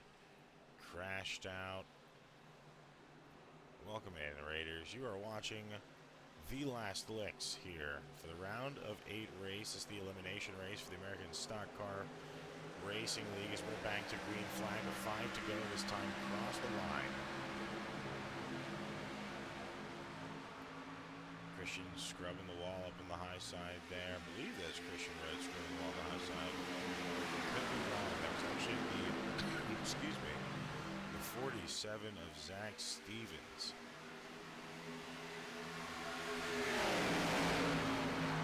Roach all the way down to 13th. We already have another wreck out. 32 at Daniel Half. 45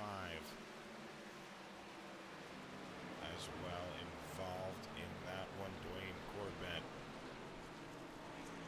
Matthew Wilson as well.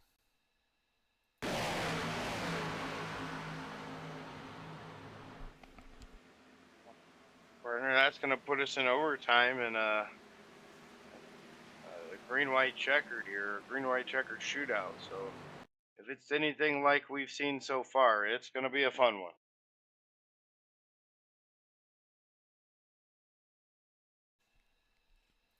Situation looked like it started with the 32 and the 4. 32 came up into the 4's lane there.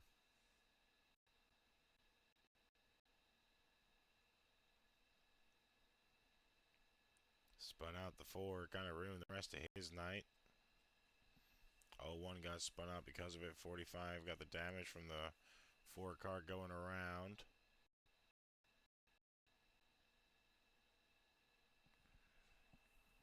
See, the 96 got some damage there from the rear end of the 45, and 01 into the wall, rolling down the track backwards.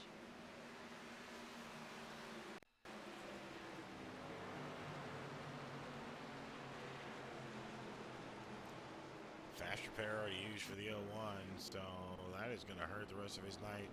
Josh Ball down 6 laps. Riddle, the only one officially out of the race.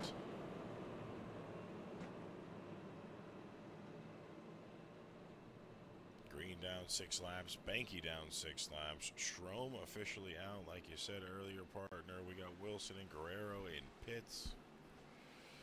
Pawson and Taylor in pits as well. And Horst, unfortunately, 24 laps down.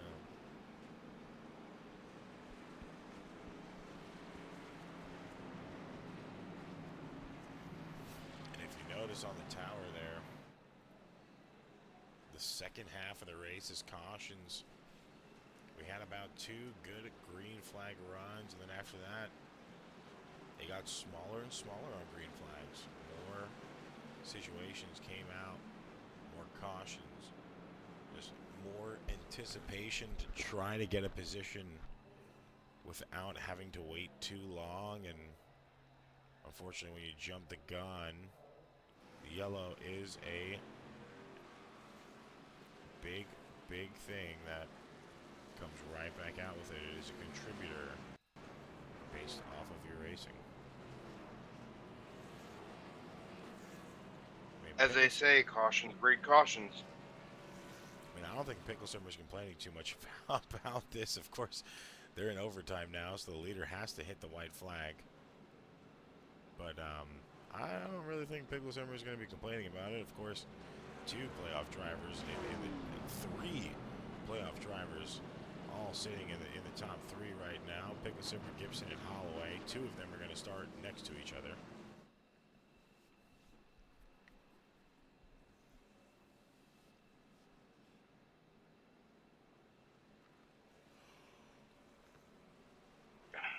Four out of your top 5 are playoff drivers battling for the last 3 spots in the round of 4 or in the final 4.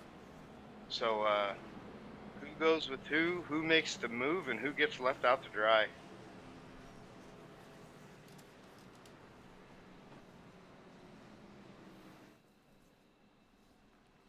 You know, that's really the biggest question of the night right now. Unfortunately, we can't tell y'all, because we don't even know. So they're going to have to tell you on the track.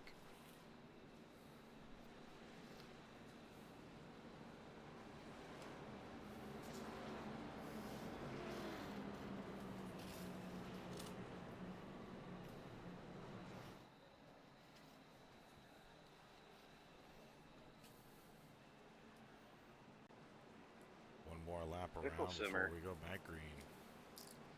Picklesimmer takes the bottom this time for the choose for that front row. Seen most drivers take the high side here as that middle line starts off usually a little bit better than that bottom line, and then eventually that top line moves down. But Picklesimmer going ahead and taking the bottom this time and putting Gibson on the outside of that front row. We'll see another thing we've also seen as well. The top side normally is the place to be on these restarts. It's where you kind of see a lot of the drivers go single file to try to make the pass. So you got to wonder if he's trying to take that into consideration as well as at least maybe trying to get the run on the top side to drop down to hold that position.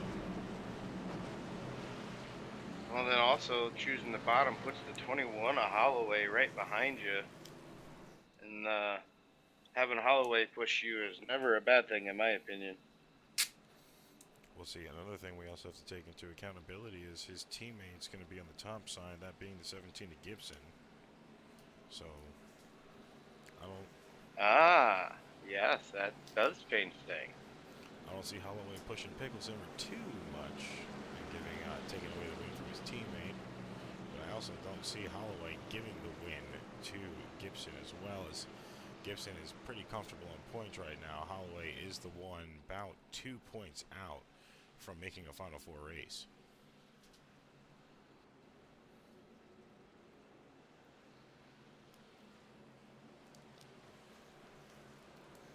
Literally moments away from seeing how this race is going to play out. Are we going to use another overtime, or will this be the finish?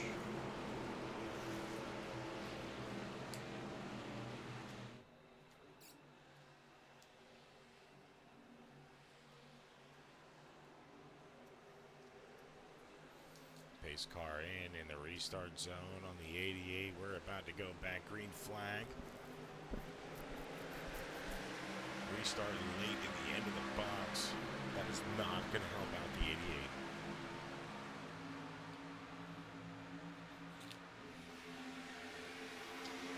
If anything, I feel like that just happened in there.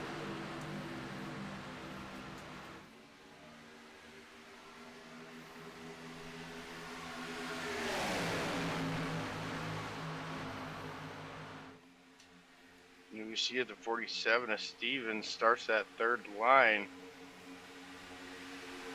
Gibson able to get up in front of it and lead that front line. Pickleson, we're still leading your bottom line. Coming into 3 and 4 here, your second lane does seem to be a little faster, but we've seen this bottom lane be able to close that gap. Here we go, coming to the white flag. No cautions, no cautions, no cautions. We are officially about to finish this race. White flag out now. 17 of Dalton Gibson up 7 positions from where he started early in the lead. 47 Zach Stevens just behind. 88 of Pickleson are losing steam on the bottom side. 21 of Holloway in tow, trying to push the 88 up there so he can possibly make a run. 47 of Stevens getting around Gibson. There goes the 40 of Chase Greer. Wreck in the front. Does not matter. Holy hell. That is a huge pileup. We're going to have to replay that after 3 and 4 into it now. 47 of Zach Stevens in the lead. Nobody else going to be able to contest. Maybe 40 of Greer still in. 47 blocks Holloway and crossing the line. Zach Stevens is going to take the last round of 8 race here tonight. Now we need to go back and look at that. Yeah, that was a heck of a wreck there. Hate to see some of our playoff drivers get caught up in that, but again, like we said earlier, these boys were going to be battling these last couple laps, so we'll have to let the points settle out here. Holy cow! Over the catch fence. Can we get a welfare check on the 01 or on the 1 there? Over the catch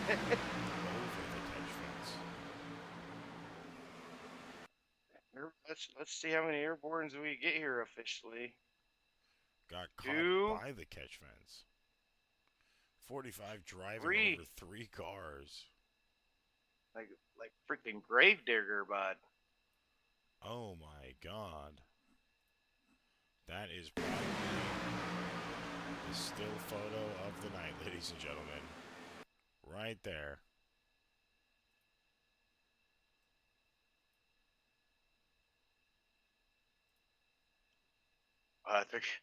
That's a great pause point. That was perfect.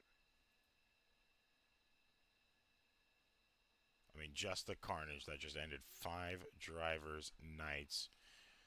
2 of them needing that win. Now the 47 is Zach Stevens officially gets the win here tonight. Oh my lord. Gonna have to let the tower sort this one out a little bit to figure out points. And see who moves on and who doesn't. And here we go, my favorite part, the demo derby. We're going to have to replay that. I wanted to show Stevens doing some burnouts. You know, the Demo Derby always comes with it.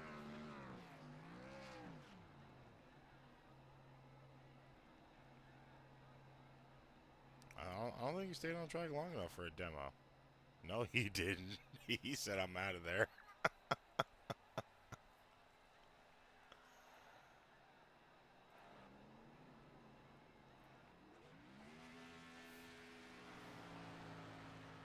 There's the demo.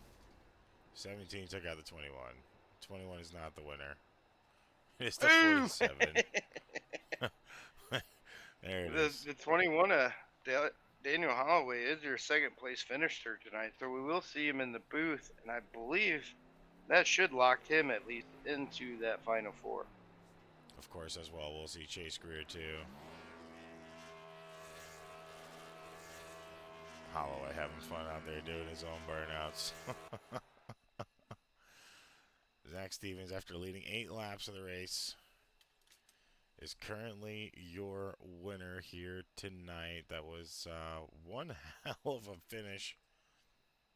It was a little difficult there for most of those drivers to have to battle through at the end. Of course, top 3 interviews starting off with Greer, then Holloway, and finishing off with your leader. We're going to go ahead and get to those interviews.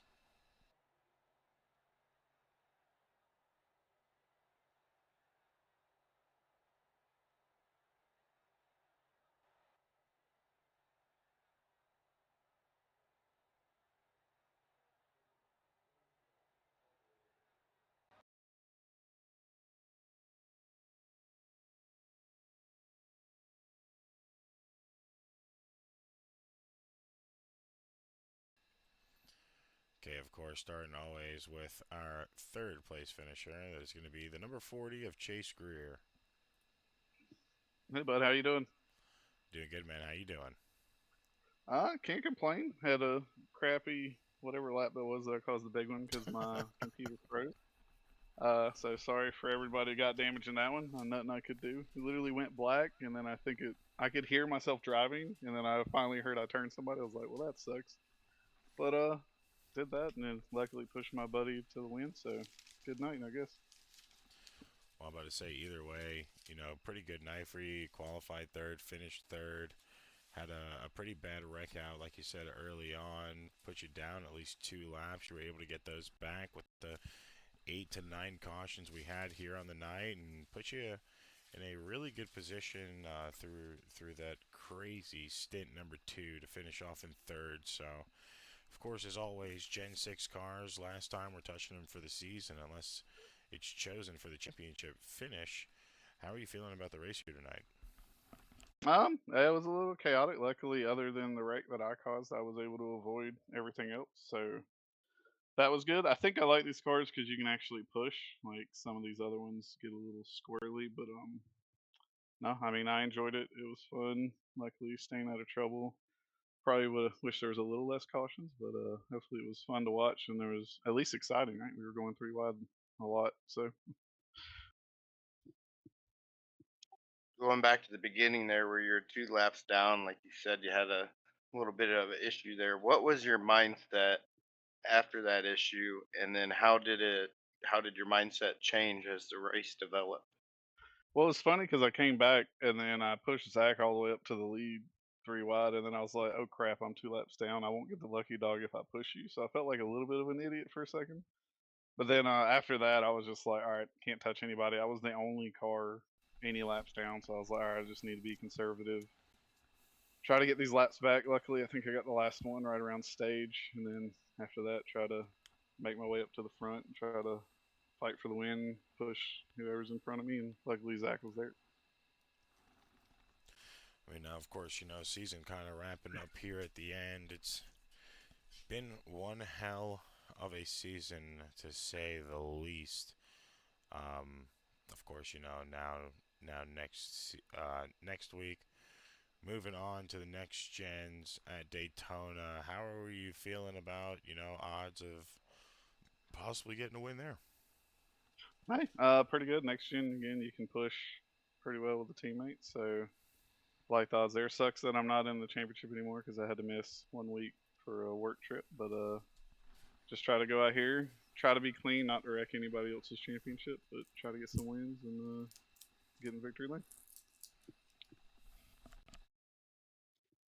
When when things kind of sorted out there at 3 and 4, a little bit of a wreck there next to you, behind you, and you had the 47 right in front of you. Did you have any intentions to pass, or you were just content with pushing him and just getting that solid finish? I typically am gonna push the person in front of me unless I know if I pass them, it's gonna be a 1-2. And then when Daniel jumped down with the momentum, I was like, if I do this, I'm not gonna have a shot. But then of course Zach went down the block, so I always want to go for it, but I also want to make sure that if I do it, I do it smart. And right there, it just felt like if I did it, I was just gonna screw me and him and probably give the win to Daniel. So just tried to stay in line there and help him out. So now he owes me. So hopefully he'll push me whenever he's back. You know, a lot of three wide racing tonight. I feel like the first three wide we saw was like lap 2 and really didn't falter off at all throughout the rest of the night. We kind of stayed consistently with multiple 3 to 4 wides. Do you feel like at any point in time, you know, those 3 and 4 wides kind of halted those lines to be able to move faster, or do you feel like it really didn't affect the pace of the racing much? More affected if you could get a run on that third lane, but then if somebody moved up to get in front of it, basically everything you gained would be haltered for a lap. Then you'd have to get the momentum up again, and then of course somebody would see, oh, third lane's going again, and they would jump up. So that was probably the main thing. But yeah, you could really get going with a car there because, like I said, you could push in these things. So you just start to get a run, and then somebody would jump up. So then it was sort of a blockade there for a while, but then I think you probably saw then somebody would get squirrely, and then it'd be chaos for about half a lap trying to figure out where everybody was going to be. But like I said, I think this is probably one of the funnest races, at least car wise, I've had in this league for a while. So I enjoyed it. Now, of course, man, before we let you go and enjoy the rest of your night, do you have any shout outs you'd like to give to anybody? Shout out to Zach's uncles and dad. I think they're watching. I did it. Pushed him to the win, so now he owes me. Remind him of that. And my mother-in-law for watching the stream. And thank you guys for doing the show. Have a good night. Yes, sir. Thank you, man. We look forward to seeing what you're going to be able to accomplish for the rest of the season here. Yeah, thanks, buddy. You have a good one. You too. That is going to be your number 40 car of Chase Greer. Started in third, finished third, even on the night. Would say that is a success in the books here, especially on a super speedway where you have about 10 cautions, especially when you're involved in one as well. So kudos to him on a good finish here tonight. Yeah, like you said, unfortunately, you wasn't able to be in the playoffs, but to put a good race together besides the first couple laps there, um, definitely some good momentum. And like you said, curious to see how he can finish out the rest of the season, and we'll see what he can do next season. Now, of course, moving on to our second place finisher here of the night. That is going to be the 21, Daniel Holloway, a man that is literally sitting about 2 points of possibly being eliminated. We're going to have to check the points, see if we have an official update while we're talking to him. But let's go ahead and bring in Daniel Holloway. I love to hear that voice. How you doing, man? Long time no see. Yeah, Or it's been a here. few weeks. Well, you heard me knock on the door and talk to you pre-race, but that doesn't equate to a post-race interview. Of course, you get one tonight. So I know starting the race 2 points out from the cutoff, almost to the outside looking in, and it's not a place you want to be, especially at this point of the season. So how much pressure did you feel coming into this race tonight? I definitely had to change, go back to the first half of the season where I was always consistent up front and trying to get the monkey off the back. And I told my guys tonight, I said, and I think I told you too, I'm being aggressive tonight. I'm getting back to what I was going to be. And no holds bar, especially for tonight for last place of advance for the final four, because I know Pickles and Dalton were pretty good in points, and I was fighting my teammates and Matt, but they were slowly going down one by one. And unfortunately, I hate fighting against a teammate like that. So, but we knew at least one of us is getting in there. The question is who's going to finish better. So, like you said, you definitely wanted to be a little more aggressive tonight, get back to what got you there. So you found yourself up front quite a bit, but how were you able to manage all the lane changes? It seemed like no one knew what lane they wanted to be in. How are you able to manage your lane changes and to be able to predict or um, react to other people's lane changes? Well, it was actually with this car tonight, it was the momentum is so much carrying, and it was actually felt like if you were pushing somebody, you felt slower. So it was just the momentum. If you get the run, you take it. And when I was leading and then got passed, and you just got to take that moment and to get back into that rotation. And, after a few laps, and I was right there again. So it's all with momentum, teammates, and who you're working with, and just staying up front. So that was my goal tonight, and try to be up there. I led quite a few laps. Not sure how many laps I did, or if I led the most laps. Who knows? But it was a good good race tonight. Finally. Now, starting at 16th, got that EOL, had to really pull back a little bit and drive it all the way back up to the front twice tonight. Of course, Um, did you feel like there was a little bit of a disadvantage with you having to start in the rear tonight, or did you feel like that kind of benefited you because you were away from some of the chaos early on?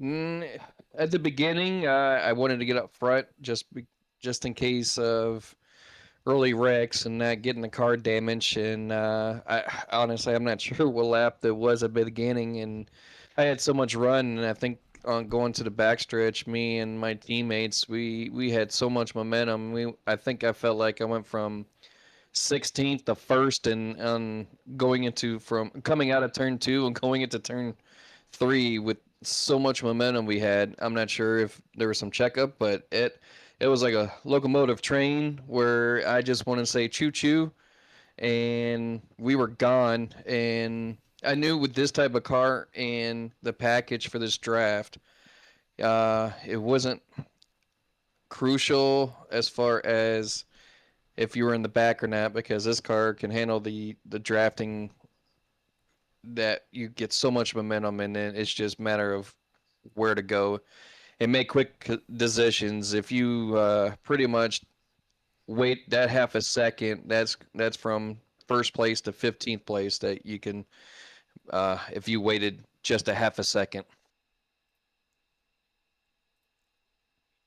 Kind of walk us through that green and white checkered there. Started on the inside line, second row. Kind of got pinned there a little bit, hung there a little bit. C's kind of open, put you in position. Um, how important was it to try and go for the win versus just making sure you had a good finish? Well, of course, winning will automatically will lock you in, but I was pretty stuck with Pickles right from that start. I knew the high line was going to be fast, of course, and I was just waiting and waiting and waiting if there was a moment for the high side, an opening. And sure enough, on that white flag, when I went high and 71 came down on Pickles on the 88, and they wrecked hard, and I had so much momentum going. And if I had one more person, I think I could have won that race tonight and stuff. But top three finishing. Um, that was my goal. Try to be in the top five, and move on to the next round and do what I'm doing.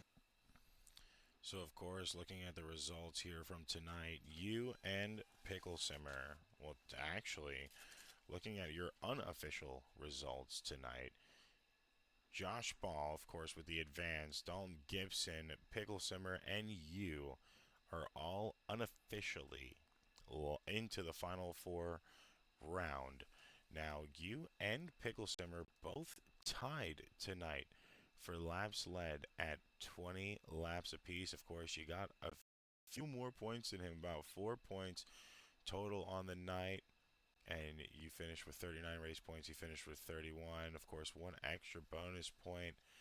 You know, with seeing how much of a threat Pickle Simmer has been this entire season, now slowly starting to gain that run, as it seems like you're kind of losing a little bit of footing here. You know, moving to the Final Four, this final restart of the season. How are you feeling going into next week? It's not going to be easy, that's for sure. Regular season is one thing, but like I said before, playoff starts, it's a whole different atmosphere, and you just luck is on your side a little bit. You got to have some of that, but you just got to have the consistent finish and stuff like that to keep moving forward, because it's like a reset button. It's a whole new season in the playoffs. I mean, Josh, Dalton, myself, Pickles. I tell you what, it's going to be a tough four guys fighting for that championship, and it's not going to be easy for all of us. So we're going to be fighting like crazy. I'm glad all four of us are in it. I know, of course, Dalton's teammate. Him and I will do much as we can as far as being teammates and stuff like that. But if opportunity hits, if he goes for the win, that I'm leading and takes me over, I there's no blame on him, vice versa. As far as I'm sure he'll say the same thing.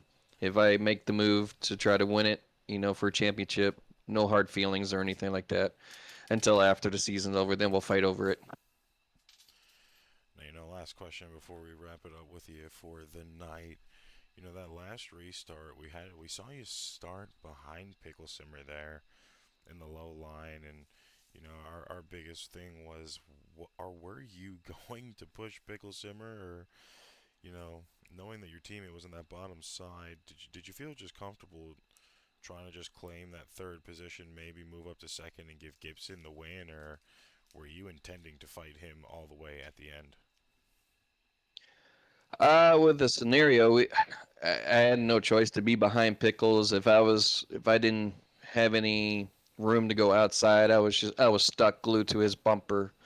But I know he was pretty much locked in, and so was I, as far as on that. But I think the only one I was really focused on, but again, another teammate, Russ. I know he had to fight hard because he was on the outside looking in. He had to win to get in and knock me out. It would have been vice versa too. It just sucks as far as teammates trying to fight for the last spot.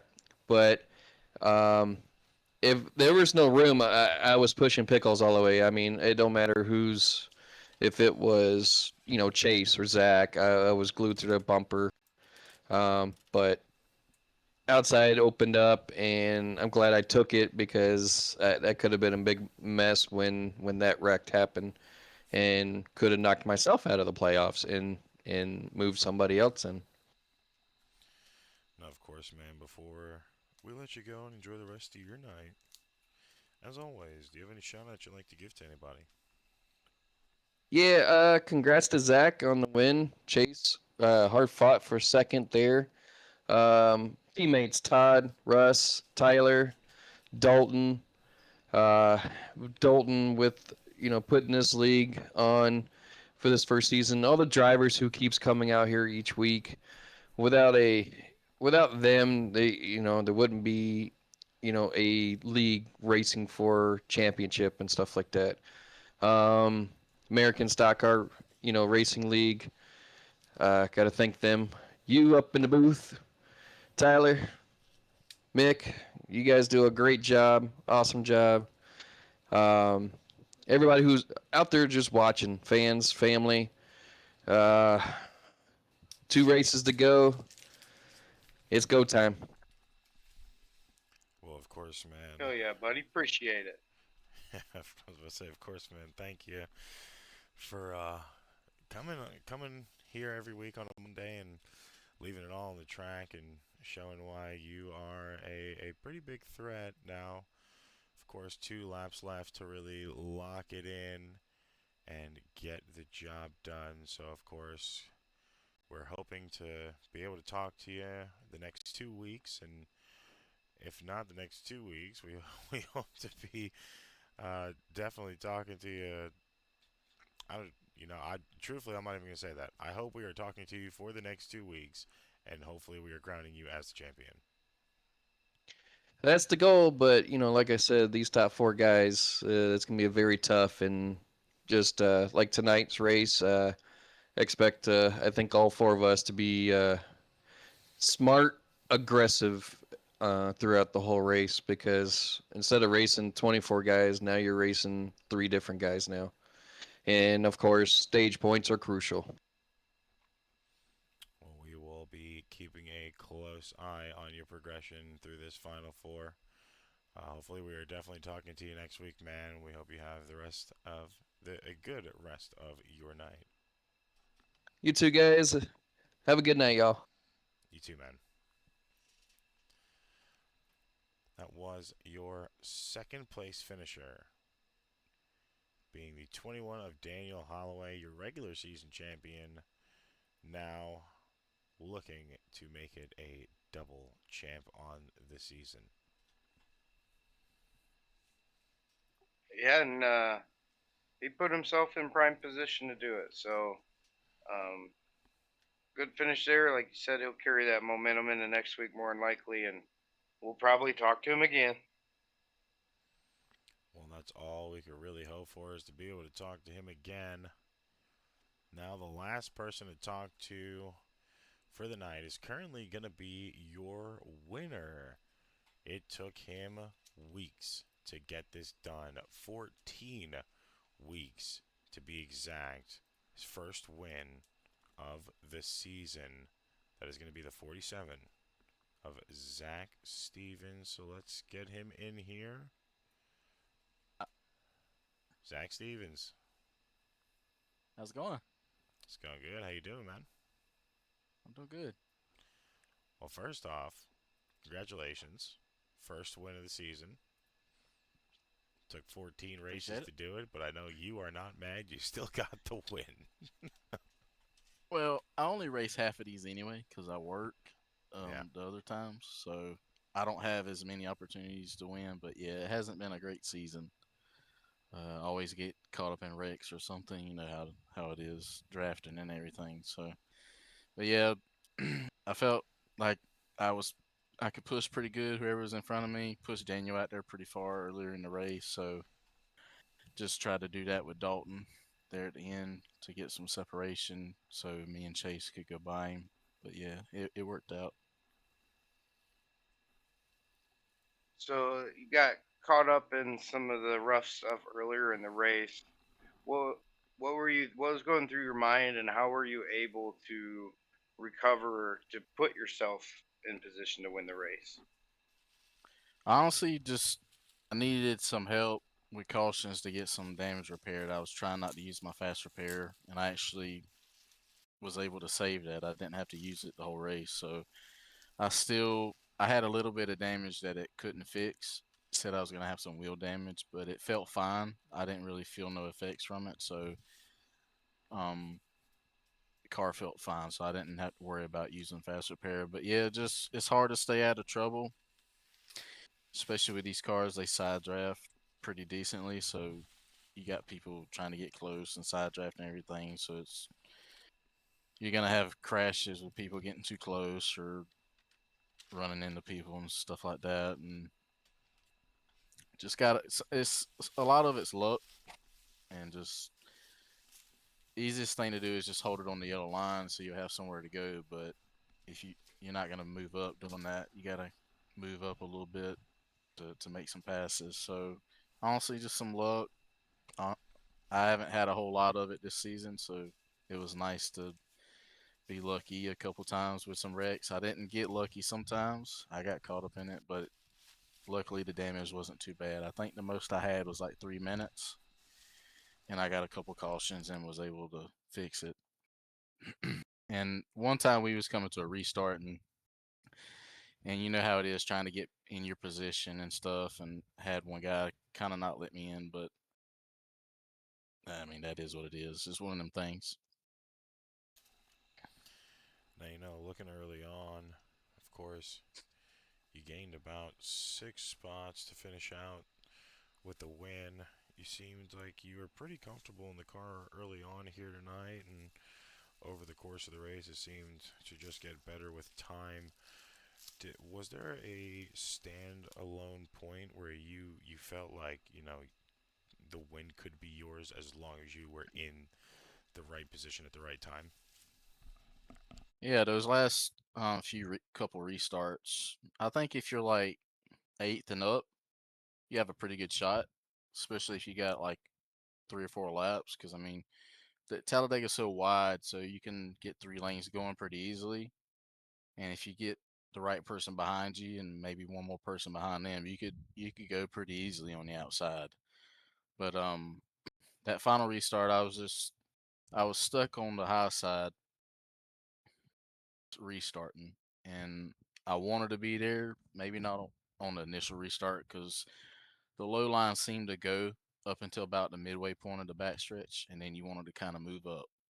And so I was hoping the inside line didn't get as great of a restart, and that's what it was. So I was just able to push Dalton out there pretty clean and pretty clear.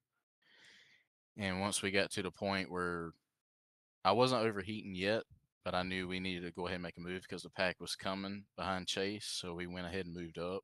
And at that point, I had him pushing me, and I think Daniel was coming through the travel. I wasn't sure who Daniel had behind him. I couldn't really see, so I just went down to protect the run. I didn't like leaving Chase because I mean obviously it'd been nice to get 1 and 2, but at that point you just got to protect the win, and it worked out. Yeah, that was kind of my next question. At what point did you realize that you were going to have to block Holloway? Because just knowing that Holloway's there, did that put pressure on you with him being, one of the better drivers in the league?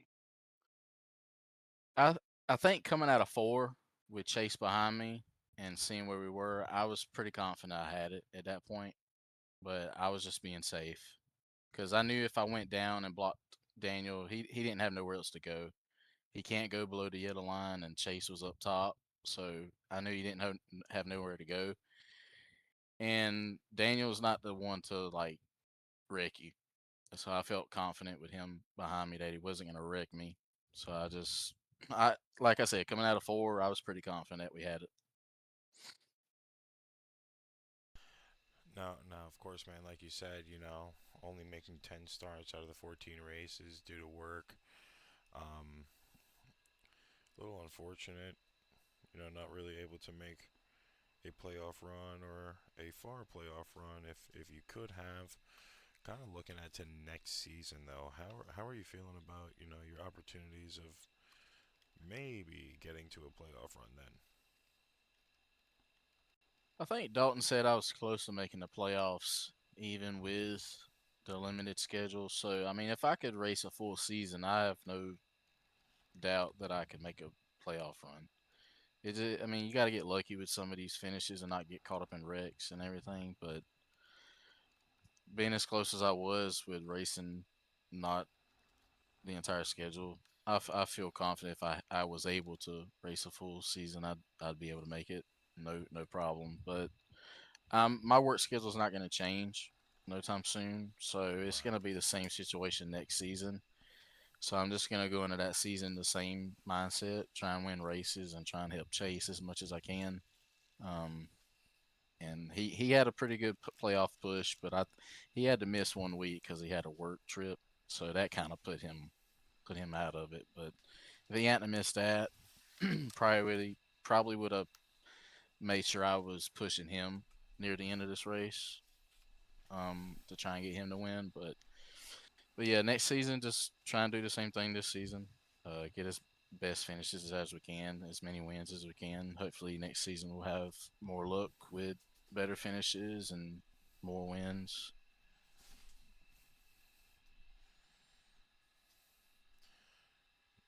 You know, looking here tonight, it was kind of a little aggressive off the start. Saw a lot of three wides. We saw a lot of crazy lane changes early on. People just trying to get position, stay away from, the possibility of wrecks, and sometimes it seemed like it backfired. How do you feel about, some of the racing you had to encounter yourself tonight and kind of watch in front of you? I felt I felt it was kind of normal, honestly.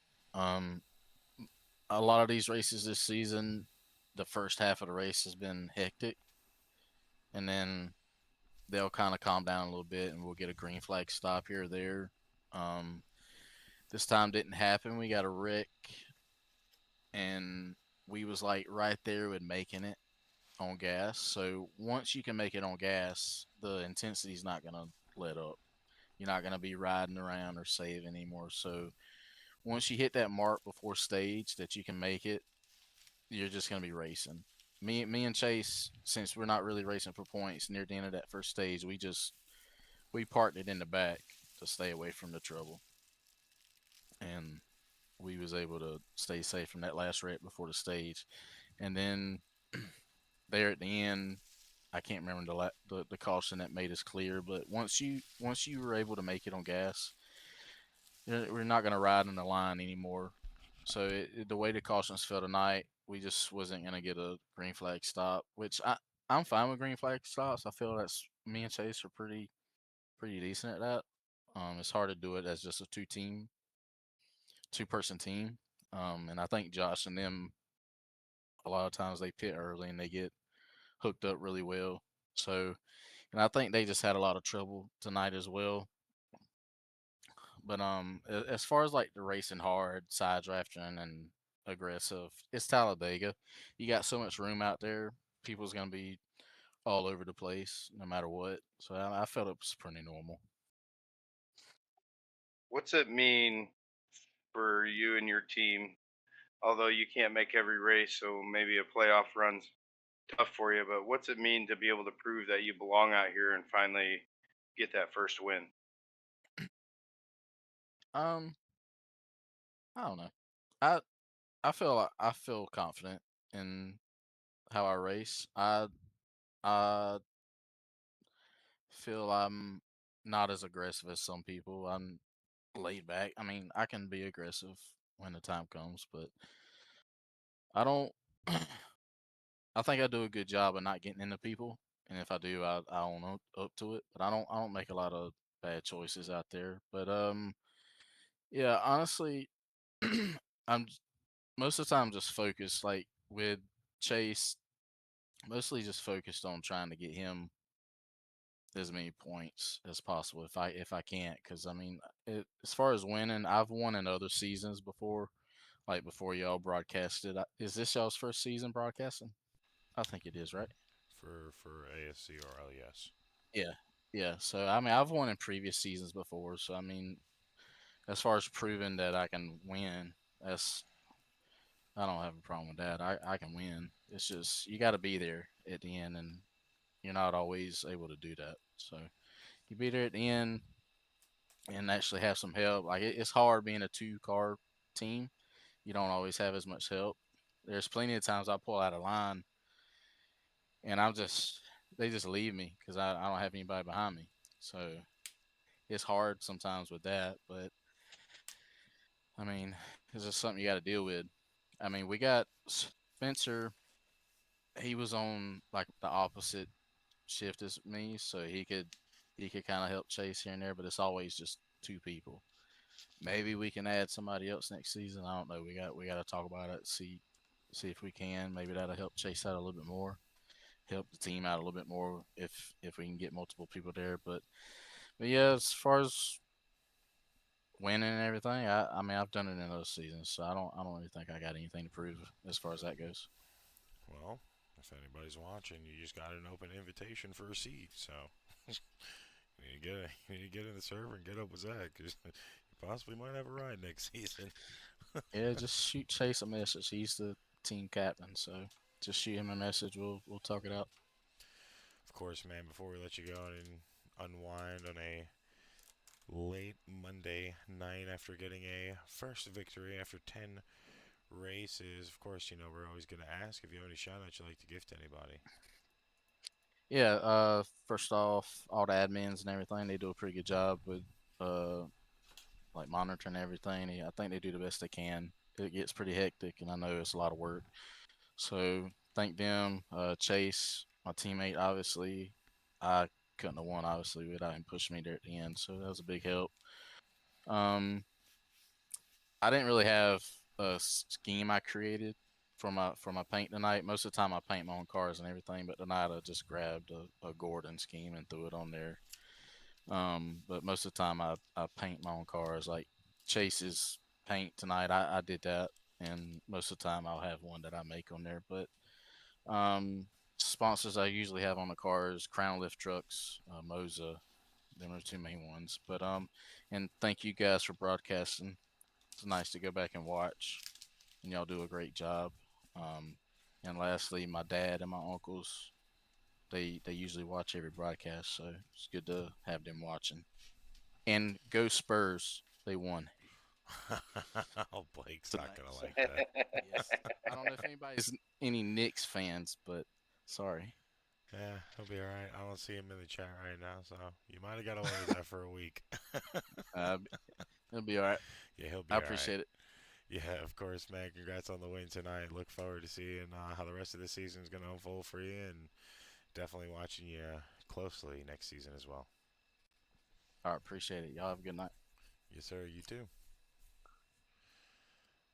That is going to be our winner, the number 47 of Zach Stevens. Yeah, put together a good race.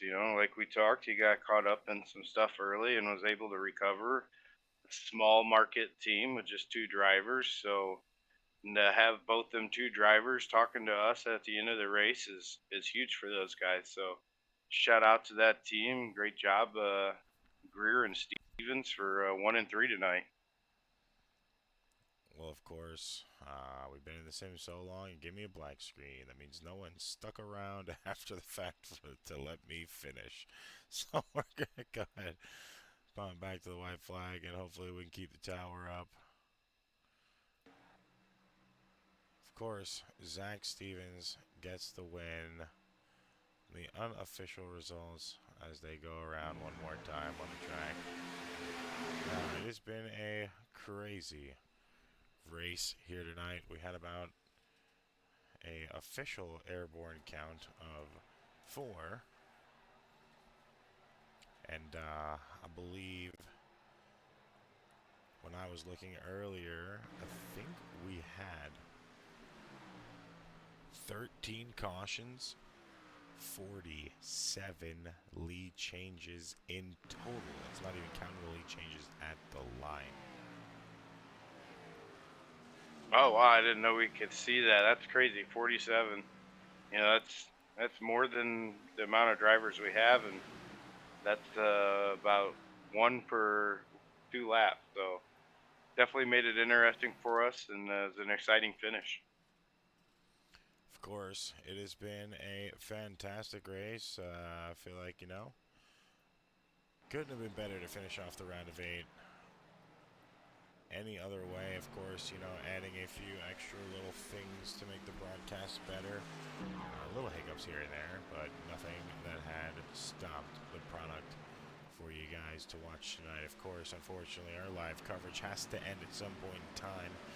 That time will be now, but make sure to check us out this Wednesday for Right Time, their ARCA series, as we are closing the door on Season 2.